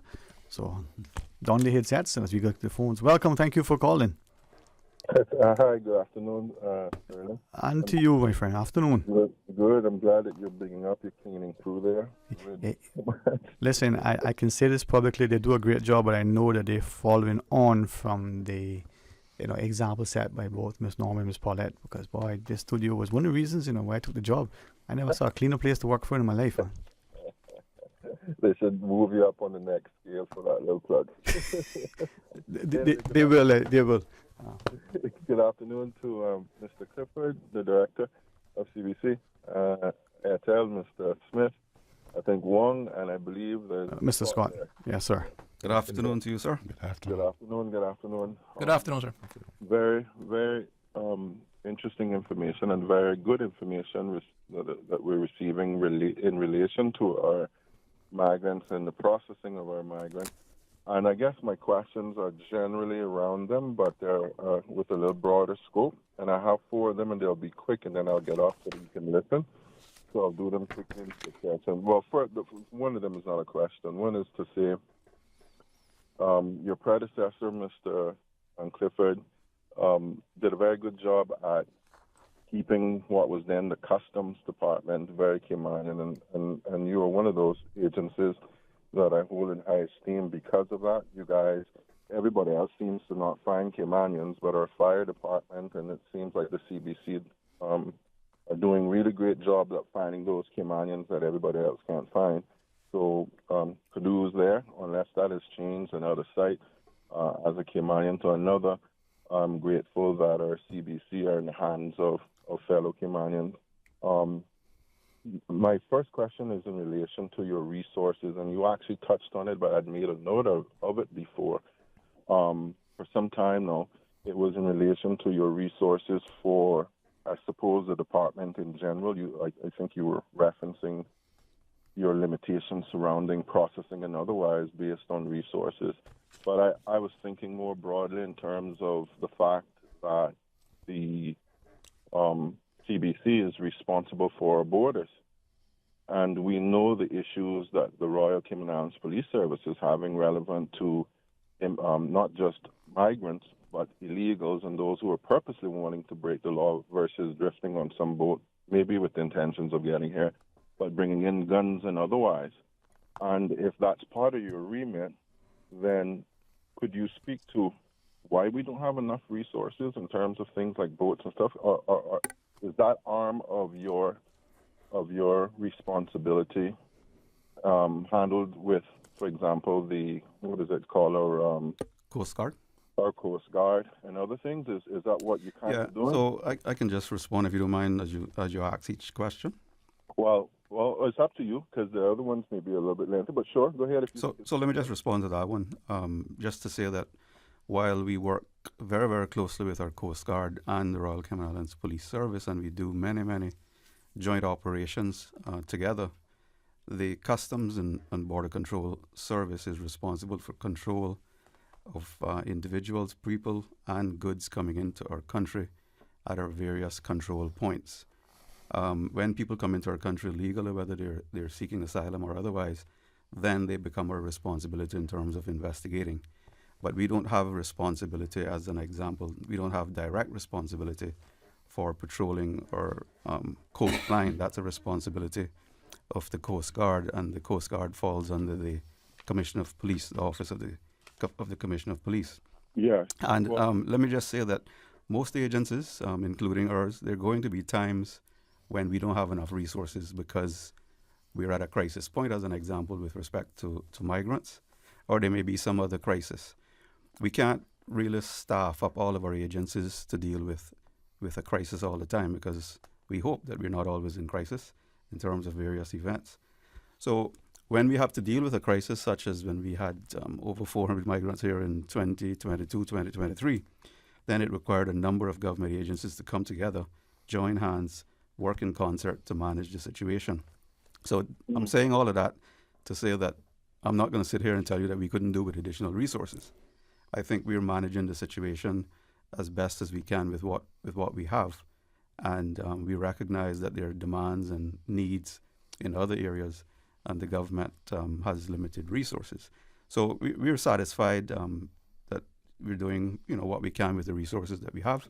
But there are other areas outside of operational expenditure. So as an example, on the capital side, you would have heard that the Cabinet has recently approved $2.4 million in expenditure to build a new detention center, a migrant detention center. So that is something that we have been advocating for. And it requires a lot of work, design work, and all that kind of stuff. So we're very grateful for that. We have that funding in place now, and that project can move forward. So the government is providing the resources and support that they can. And I think we're fairly satisfied at this point. Well, thank you for that answer. And I'll say this real quick, and as I said, you perhaps could address it when I'm through, but I thank you for that. You did mention, though, that part of that remit was the people part of it.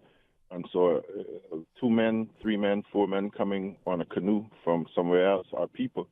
Mm-hmm. So maybe that could be your argument for maybe a small unit that is separate and apart from the other one, unless you find that collaborating and maybe having your officers with them is a better way to serve that in our countries, getting better return for money if we're collaborating on providing bigger ships, say for the Coast Guard, as an example. Right. So the latter would be more effective. So it's more effective for us to pair up with the Coast Guard and use their equipment, and they support us in that type of mission. Understood. Okay, so the last two real quickly, and you touched on one of them, which I had as the last point. It was to do with the new facility. I did hear that announcement, and well done, and I understand, given our obligations internationally, and the fact that as a country we seek to do what's right by people, because we've always been that way as a people, and I can tout our own horns because I'm a people from this community, a Caymanian and a proud one. Are you looking to do, the question is, are you looking to do something other than utilize or maybe upgrade and or focus on where they were held at the Fairbanks facility? I know that wasn't purpose-built for that purpose. It was meant to be a hospital to start with, but we turned it into Fairbanks Prison on one half. Is there not a way to build that up, and do we have to go somewhere else? And it's all to do with, obviously, that limited money that you're talking about in terms of resources. And then finally, the last one is to do with court cases. You can decide whether you'd like to touch on it. I know the recent court case in regards to a foreign national coming in here with tremendous amount of ammunition, and well done on your officers for finding them to start with. I think there was some stuff that went on in regards to how that was processed and the loopholes that were used to get this gentleman off or otherwise. Can you speak to whether the CBC, and particularly your office, was looking at how we can make that different, or what can our officers do differently that does not allow for people to be able to come into our country with the kind of warfare ammunition that that gentleman had and be able to walk free because he found a loophole or a very good lawyer to find that loophole? And what are we doing to fill that? And does your office assist with that? Thank you very much for the work you do, Mr. Clifford. Thank you very much, sir, and thanks for your question. So if I could just expand on what I said about the detention center to respond to your question, it is going to be constructed on the current site at Fairbanks. So while we will sort of improve what we have there, this facility at the end of it is going to, in effect, be a new facility, a new detention center. So I hope I've been able to answer that question. And there are obvious reasons why we should use that site. It's cheaper, we already own it, all that kind of stuff.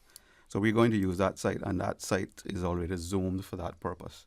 So we don't have those kinds of issues to deal with. In terms of the court case that he mentioned, there was a legal argument involved in that case. And I have my own views on that, which I'm not going to talk about today.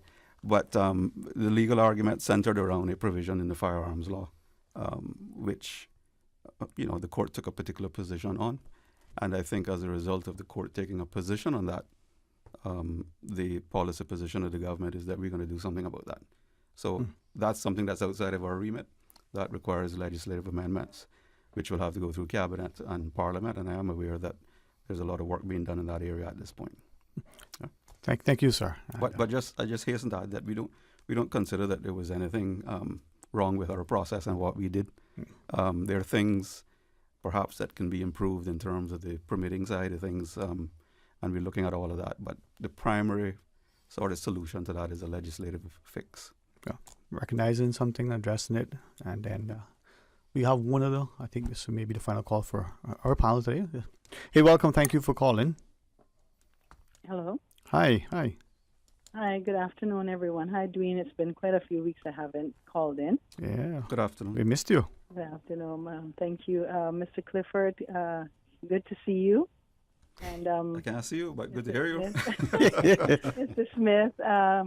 Good afternoon, Mom. I recognize the voice. Good afternoon. Yes, Officer Wong, I'm going to have to advocate for you to do more public speaking like myself. Sounds like you get nervous when you have to. Officer Scott, it's great to have you guys on this panel. I am so glad that you decided to come on and do this show and share this information with the public because, for our type of jurisdiction and the size that we are, we don't have the mass media that other jurisdictions have, so we can't get that information out to the public. But the public really needed to hear that the Cuban situation is much more than it appears on the surface, that it is a human rights issue. It's an international issue where, other organizations are involved. And I am so glad that you guys did this show. I don't know that it was shared around enough for a lot of people to know, because this information definitely needs to get out there. And I hope that you guys will come on for another show and expand on it. I know you guys covered a lot of information, Officer Smith, and also every one of you gave a lot of extensive information. And hopefully you can encourage and share it around for the public to know. And the other thing I wanted to touch on to my learned friend there that called before me, I was glad he brought it up, was I've been advocating for the legislative changes in the firearms law since last year. So I'm glad to hear that and I'm not specifying in a particular area. I have my own personal views on what areas, but it definitely needs to be modernized, and I'm glad to hear that is being worked on too. And you guys keep up the good work. I can tell you guys are on top of everything, and as should be expected, I am proud of you all for the work that you're doing, and proud that you guys came on to talk about this today, because it really needed to get onto the public. Myself, to be honest with you, in closing, I dropped my jaw when I saw the approval for the migrant detention center. But on the other hand, I know the law, I know the different organizations and the human rights issues that goes into all these things. So I can understand the logic behind it and the reasoning and why it's a necessity to be done. We can also, because I'm looking at the other flip side of this, like everyone is saying, well, Caymanians in our islands right now are going through so much economically and financially, but here we have this going on. Yes, ma'am. Like I said, and on the other hand, I have behind the scenes knowledge, legal knowledge, and those sort of things where I can understand why this has to be done. So thank you very much for coming on the show, Dwayne. Thank you very much for another great show, and you gentlemen have a good afternoon. You too. Thank you for calling. Thank you. Thanks for your kind comment. Thank you very much, Thank ma'am. you. Have a good one. And gents, I recognize and respect your time. May I just ask these two questions from one of our listeners? One says, who pays for the asylum seekers' appeal? And then, since the law changed in 2022, how will that impact asylum seekers / migrants prior to that date?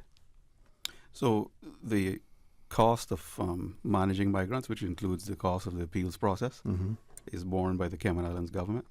So that's the short answer to that, and that includes the legal representation, because these people are not going to have the resources to pay for legal representation. So that is sourced via legal aid, I believe. Right.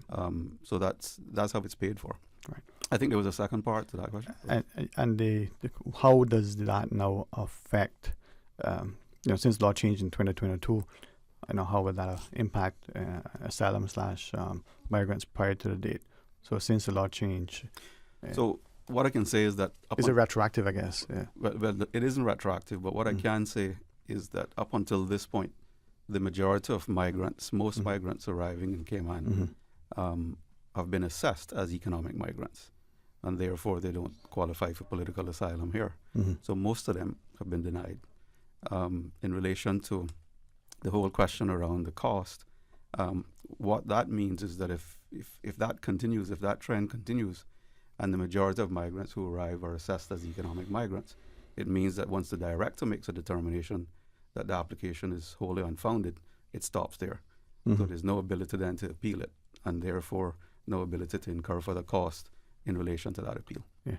And then on that aspect, the repatriation, is that more easily facilitated, or we still have to verify nationality, country of origin, and they got to get approval for that receiving country? And most of the migrants are Cuban, as we know, right? So we have to go through the same process Mr. Scott had explained earlier, the MOU with Cuba.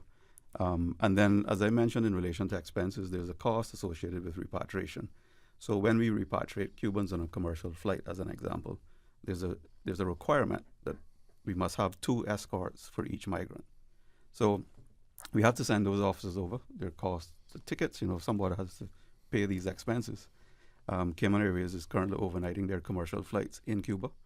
So then we have to put the officers in hotels overnight, bring them out the following day. So those are costs that's all wrapped into the expenses I spoke about. Now, if we have to charter a Cayman Airways plane, which we've done on occasions, those costs are substantially higher. Yeah. So if we only have a few migrants, and there's space on a commercial flight, and there's the assessments have been done, and there's no risk in relation to the migrants, we can take them on a commercial flight. But sometimes it requires a charter, and those costs can be upwards of $35,000 for a charter flight to Cuba. So it is not cheap. That's scholarship money for one of our students overseas. Yeah. There you go. Put it in perspective. Yeah. I'm very much grateful you come on, and I want to share this last point from one of our listeners. Thanks to Mr. Clifford and the team. They're talking makes lots of sense. Takes a hat off for them, and thank you for the service. So our people are appreciative. This is one of the listener referencing, recognizing, and showing the respect. So I think that person speaks for all of us. We are proud of you. You do a great job. Thank you very much. We appreciate that. All right.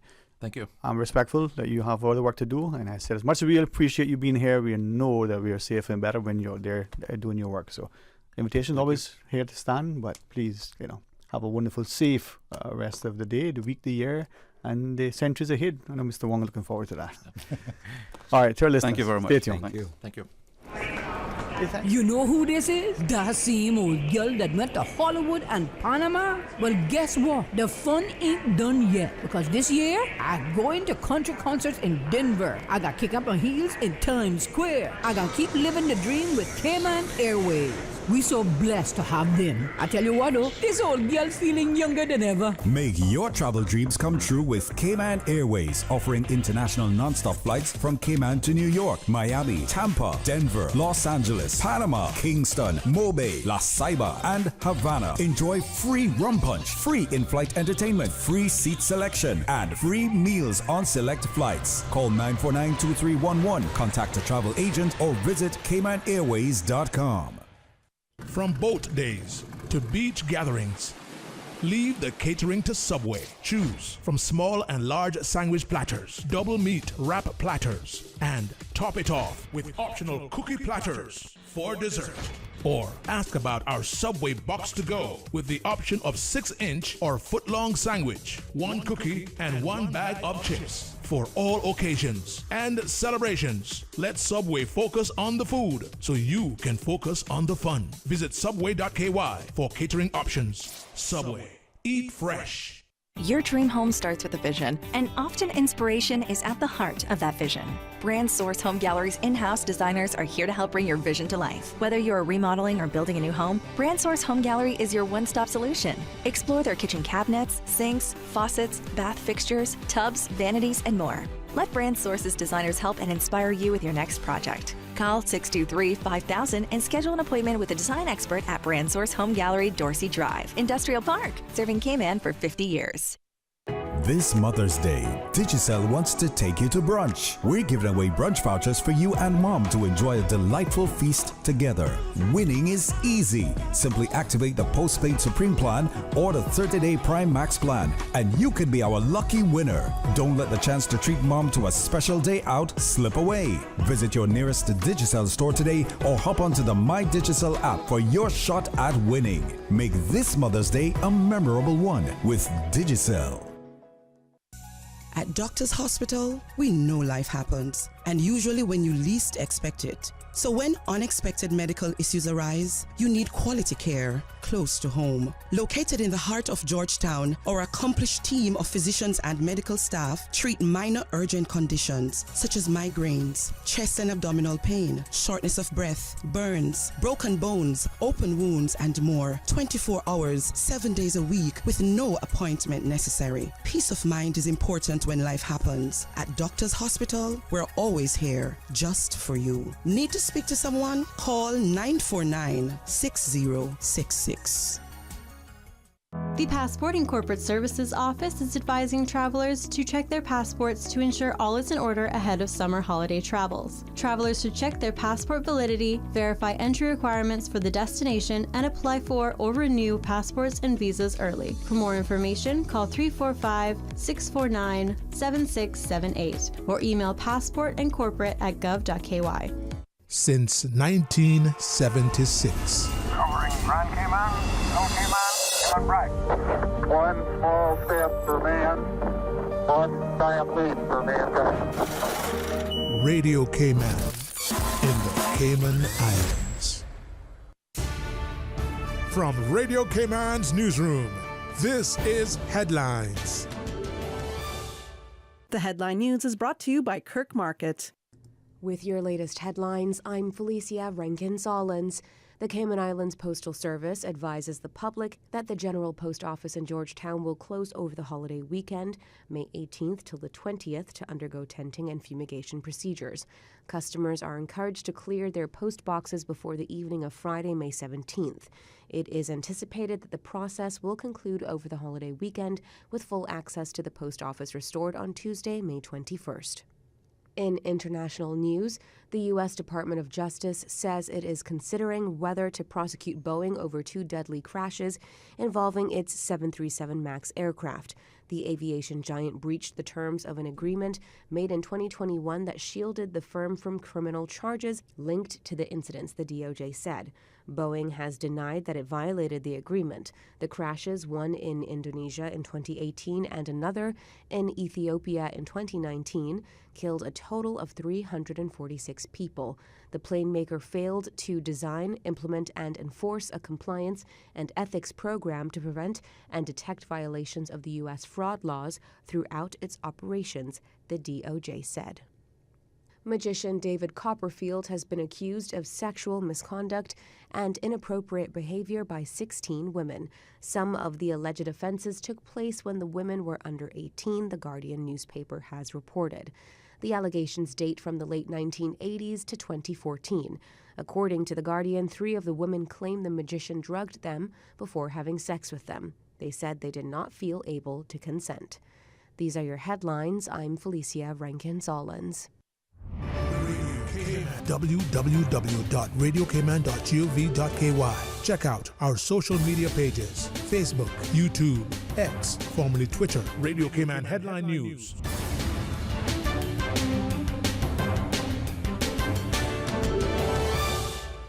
At Kirk Market, it's so easy to eat well and find healthy options. With their fresh veggies from local farmers, hormone-free chicken, local seafood, and grass-fed meats, Kirk Market has delicious, quality food at the best prices. And you must check out their fresh salad bar, hot bar, and med bar for daily healthy options on the go. Their delicious dishes are made with fresh, high-quality ingredients such as prime meats and organic veggies. Eating great is important to me. That's why Kirk Market is my store. Kirk Market. Eat well, live well, and shop happy.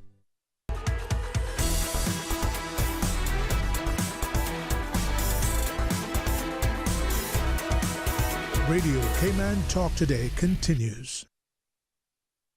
As he sits at a seat and takes the table, thank you, Mr. Carl. I'm honored that our guests were able to join us. And let me pull my chair closer so I can hear.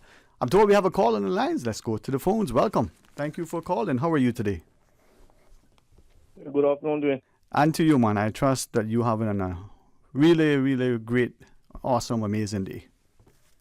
Okay, thank you, Dwayne. I hope seeing for you too. Thank you, man. I am going to make it even better as each second ticks away. Okay. Good afternoon to you guests too. Sir, yeah, our guests were slated for 1 to 2, and they were here then. Now they have gone back to securing our borders and being at the front lines genuinely in an honest way. So it's now open line, but anything you say, we can share with them if you so choose. Okay. Well, I just had a question to ask them. Yes, sir. 'Cause I know they're pretty much in control of the airport also, right? All of our designated ports of entry, yeah. Yeah. Well, I was going to ask them the question if they know if Cayman Airways has any air marshals on board when they're traveling.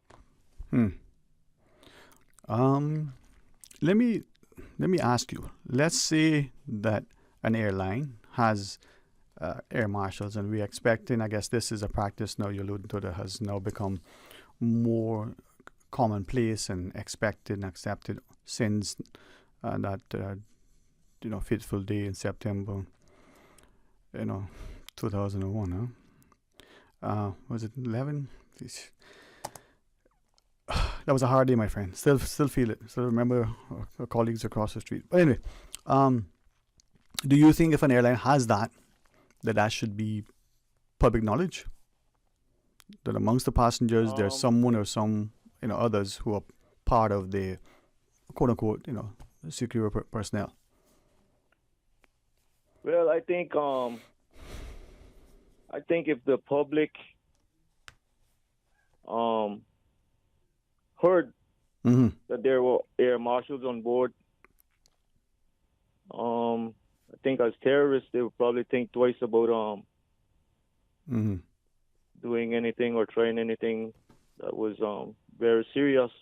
But I don't think the public should know who on board is an air marshal. Okay, but all right, a fair point. I can always, just out of conversation and interrogation, always ask. But I'll take your point.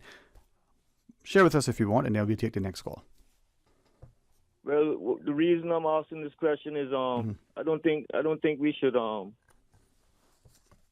forget about 9/11 and the seriousness of it, and it has to be a horrible situation when you find yourself on an airplane being taken over by terrorists, and you as a passenger or an employee.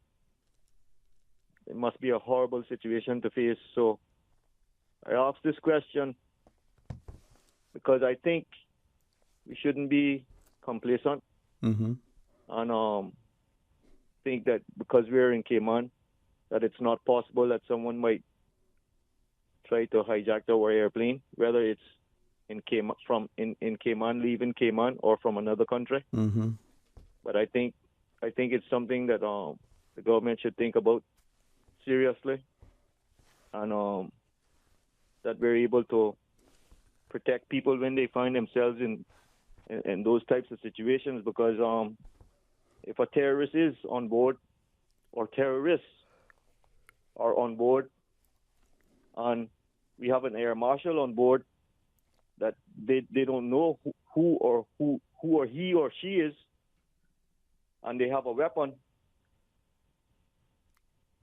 saying a gun, they're able, as an air marshal, they're able to de-escalate that situation pretty quickly, especially if they're excellent marksmen with the gun that they have, so that they don't shoot other passengers, or they don't put a hole in the airplane. Yeah. Thank you very much, Dwayne. Yes, thank you too for that. And let's take this next call. Hey, welcome. Thanks for calling. Good afternoon, Mr. Sterling. Yes, it is indeed. How are you, sir? I'm good, sir. And you?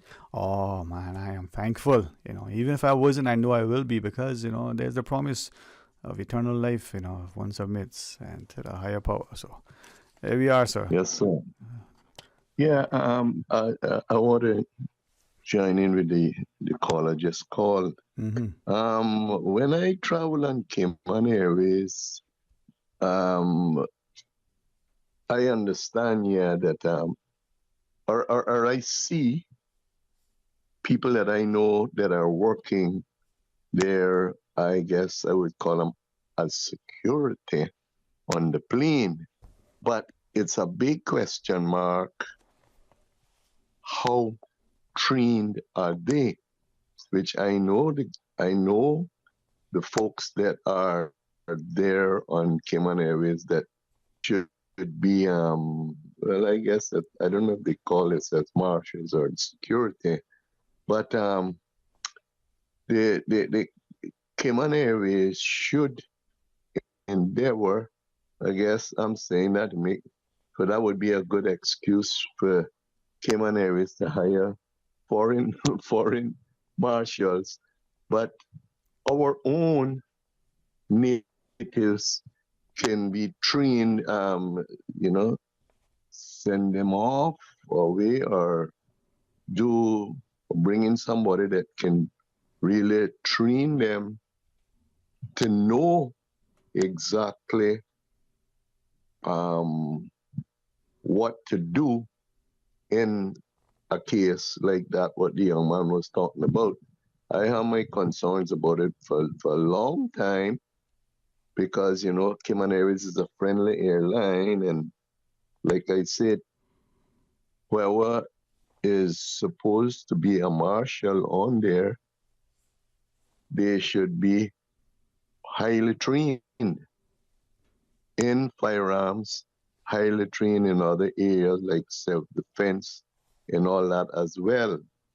So that is just my thought about it, because I've been thinking about it a long time. I mean, when we years ago, when I was in the force, Mr. Rudy Evans, we were the ones that had started the security at Cayman Airport. Myself and a couple of other ones, which I won't name right now. But I think it was like 6 of us, and we did special training for detection of bombs, where bomb would be hidden on a plane and all that sort of stuff. Thank God we didn't have anything dangerous dealing with. But although we weren't on the plane, we didn't travel on the plane. We just were security at the airport. But we did extra training beside the police. We were still in the police department, in the police force, but we had extra training. And I say kudos to Mr. Evans, Mr. Rudy Evans, for that, because he was the one that started that up at the airport, you know. But on our airline, we need to get good security there that really know what is going on, and they got to have sharp eyes and look at, you know, some suspicious things and stuff like that, you know, because like the young man say, you never knows, the world is changing, Cayman is changing now. And, you know, we need to be extra careful. So that is my point of view. So Cayman Airways could probably look, Prime Minister of Tourism can look into something like that. How these people trained very highly in becoming a marshal on the airline. Thank you. Thank you, sir. Thank you for that. Is there a final break to take? Are we good? All right, final break, and then we want to take your calls. So stay tuned for Talk Today. You know who this is? That same old girl that went to Hollywood and Panama? Well, guess what? The fun ain't done yet, because this year, I'm going to country concerts in Denver. I got kick up my heels in Times Square. I got keep living the dream with Cayman Airways. We so blessed to have them. I tell you what though, this old girl's feeling younger than ever. Make your travel dreams come true with Cayman Airways, offering international non-stop flights from Cayman to New York, Miami, Tampa, Denver, Los Angeles, Panama, Kingston, Mobay, La Ceiba, and Havana. Enjoy free rum punch, free in-flight entertainment, free seat selection, and free meals on select flights. Call 949-2311, contact a travel agent, or visit CaymanAirways.com.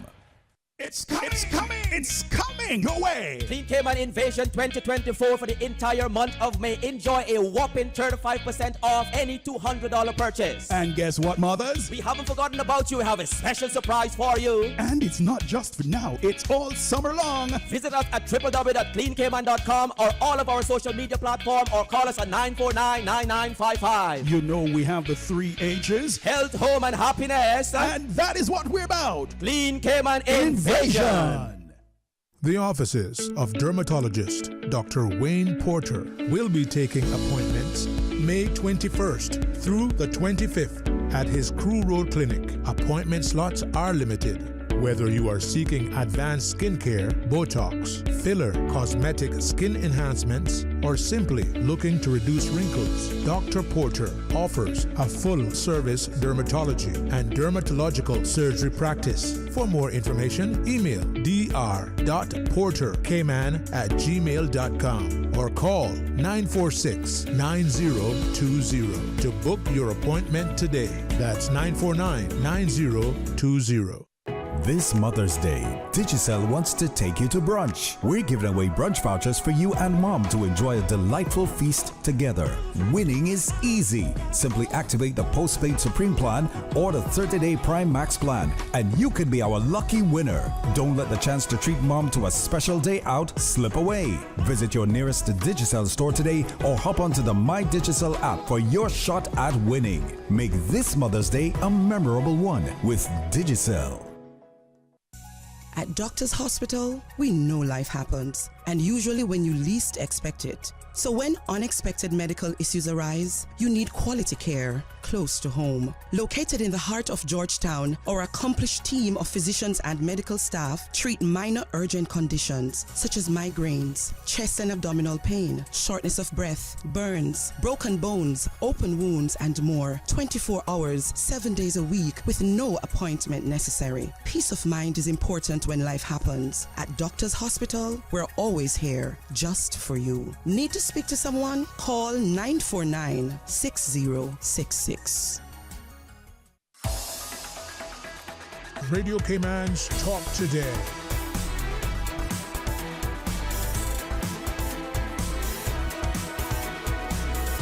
What is on your mind, Cayman?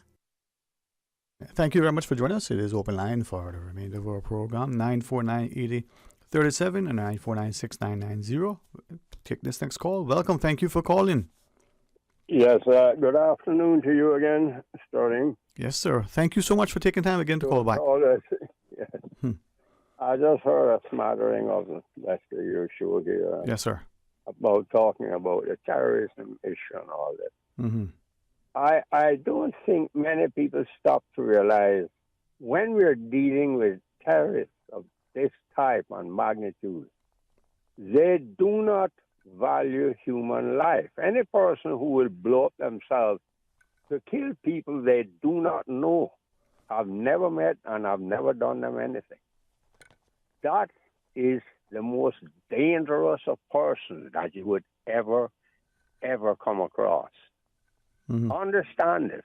We are not dealing with people who are like us. I don't care what anyone else wants to say it. I have a grandnephew who was with the U.S. Special Forces in Afghanistan. He's back home there now in North Carolina. Her son served 3 terms there, Special Forces. So they have to go and risk their lives trying to fight terrorists for these countries who are unwilling to fight for themselves. We saw that with Europe and even in Europe. And so let's not bother to go into all that now. These are different breeds of people. We know this Islamic religion. Mainly, that is one of the main religions that's responsible for this thing. Because we hear them claiming that they did this, they did that, they're responsible for it, and they did that.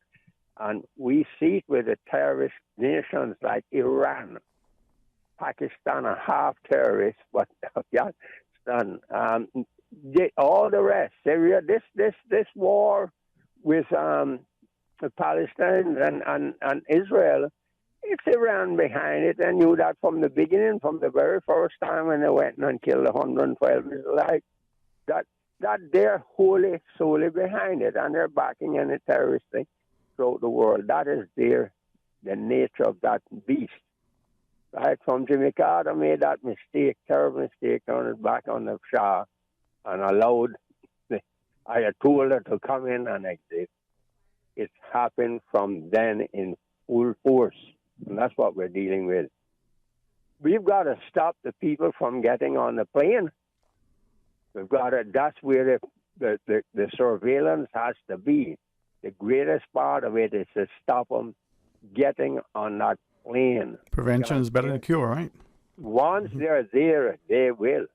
And my belief is, once you say, okay, you know how I think about this freedom of religion business. I was against that, the Constitution, and I'll always be against it.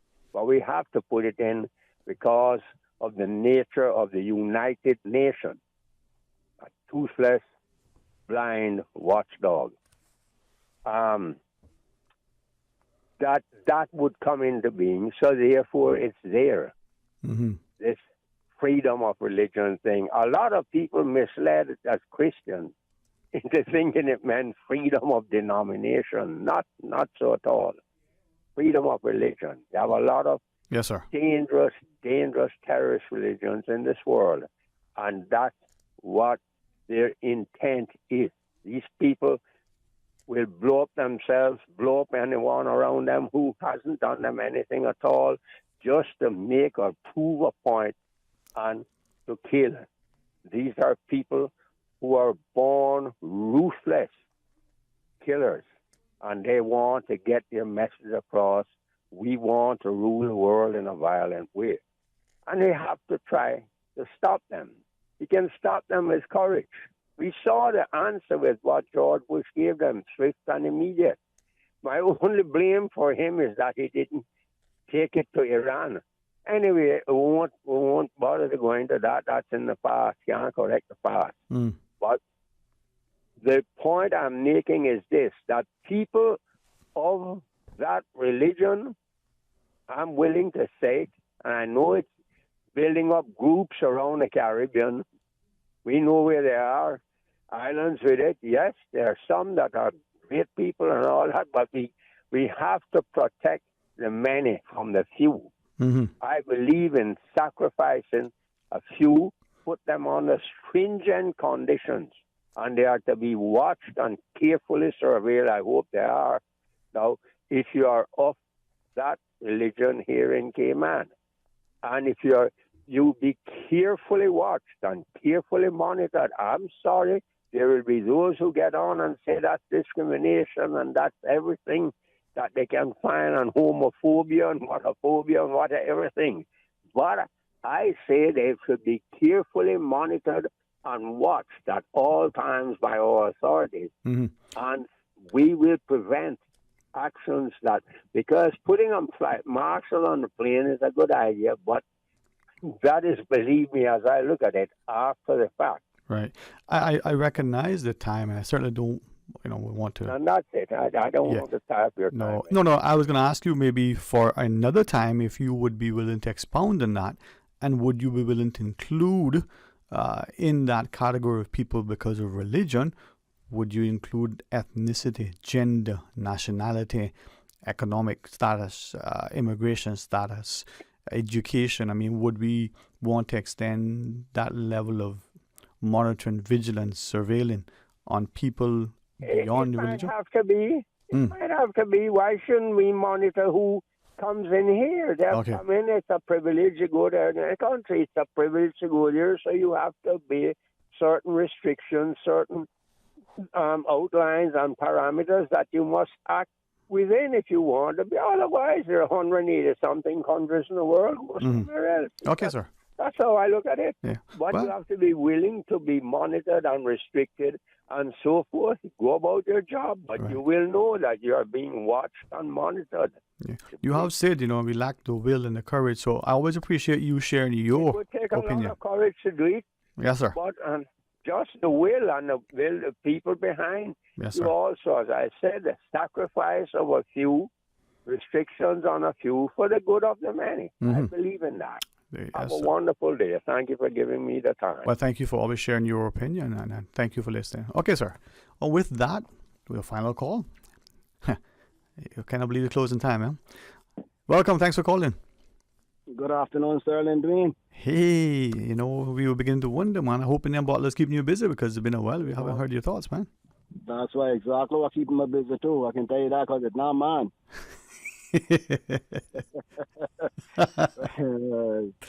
You know how it go, bro. You know how it go. Right, your boy. 5x5. Let's listen to the ride. Yeah, man. Yeah, man. Yeah, I would just, what that gentleman just said there, but you know something? I didn't know, just that I know what I called for quickly, but from 9/11, all airlines started having marshals on board, security on board.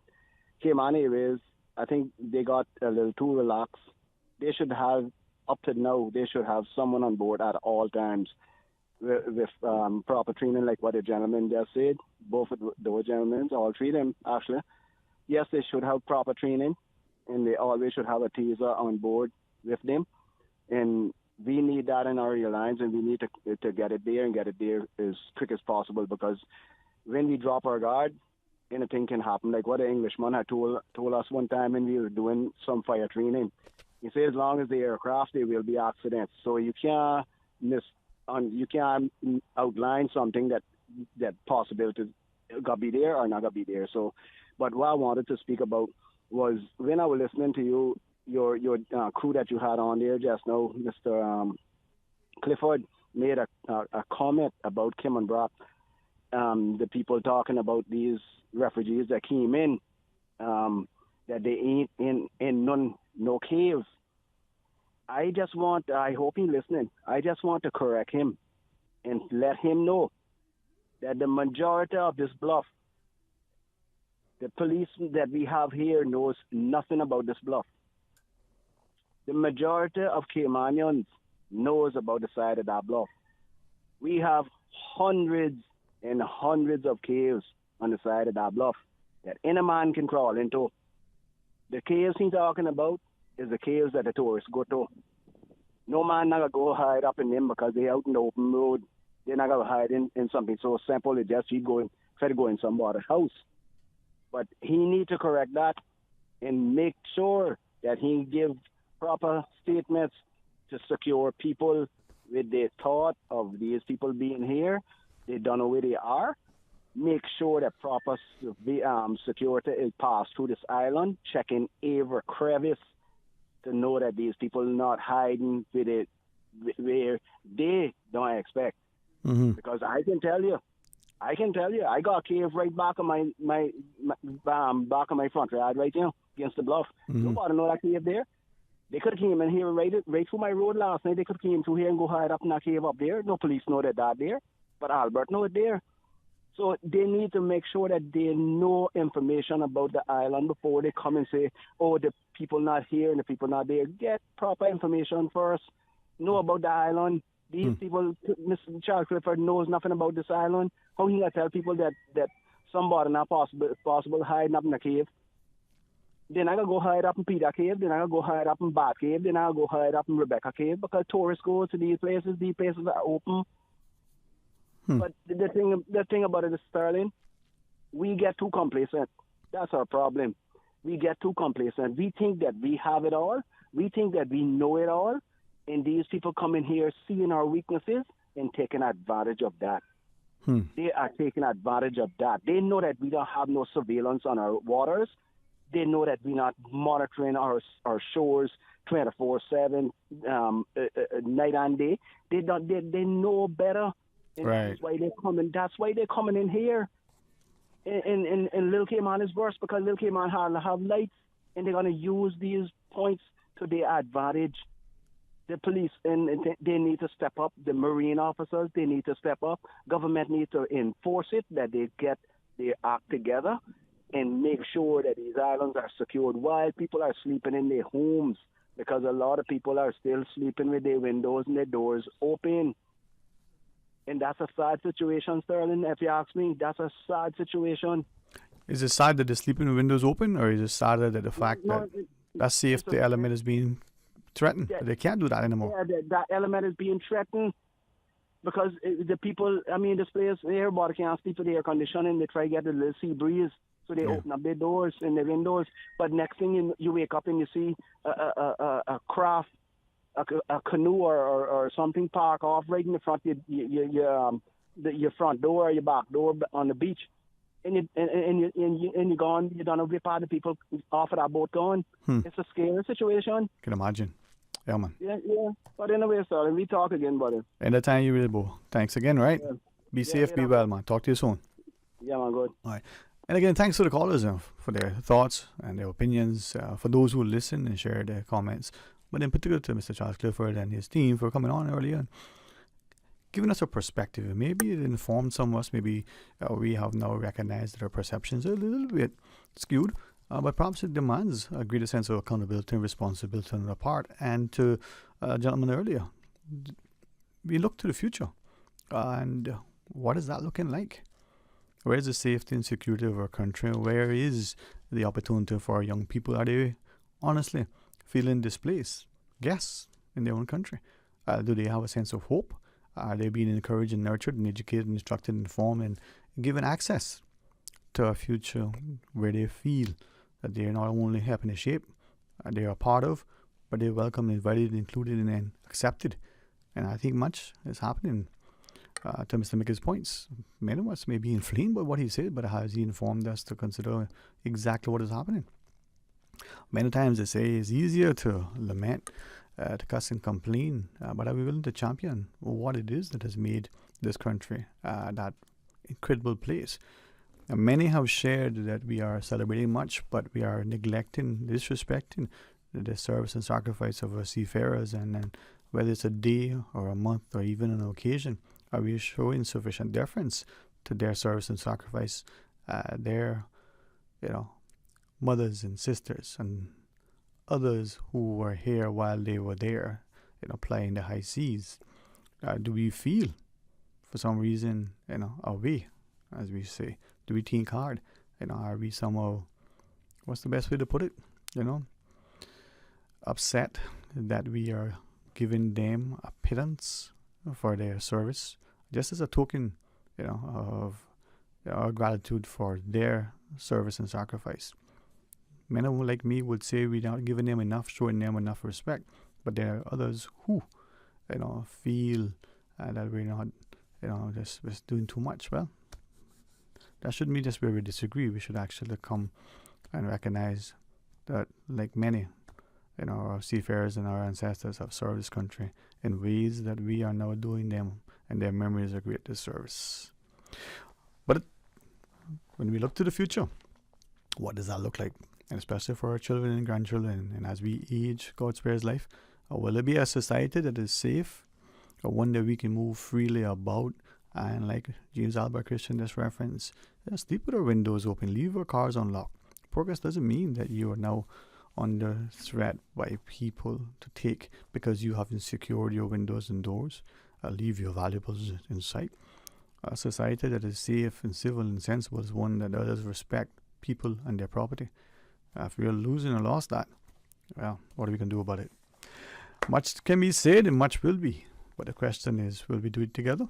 Or will we be like many, stick our heads in the sand and pretend the problems don't exist and pray that it goes away without action? Hasn't happened before, I doubt it ever will.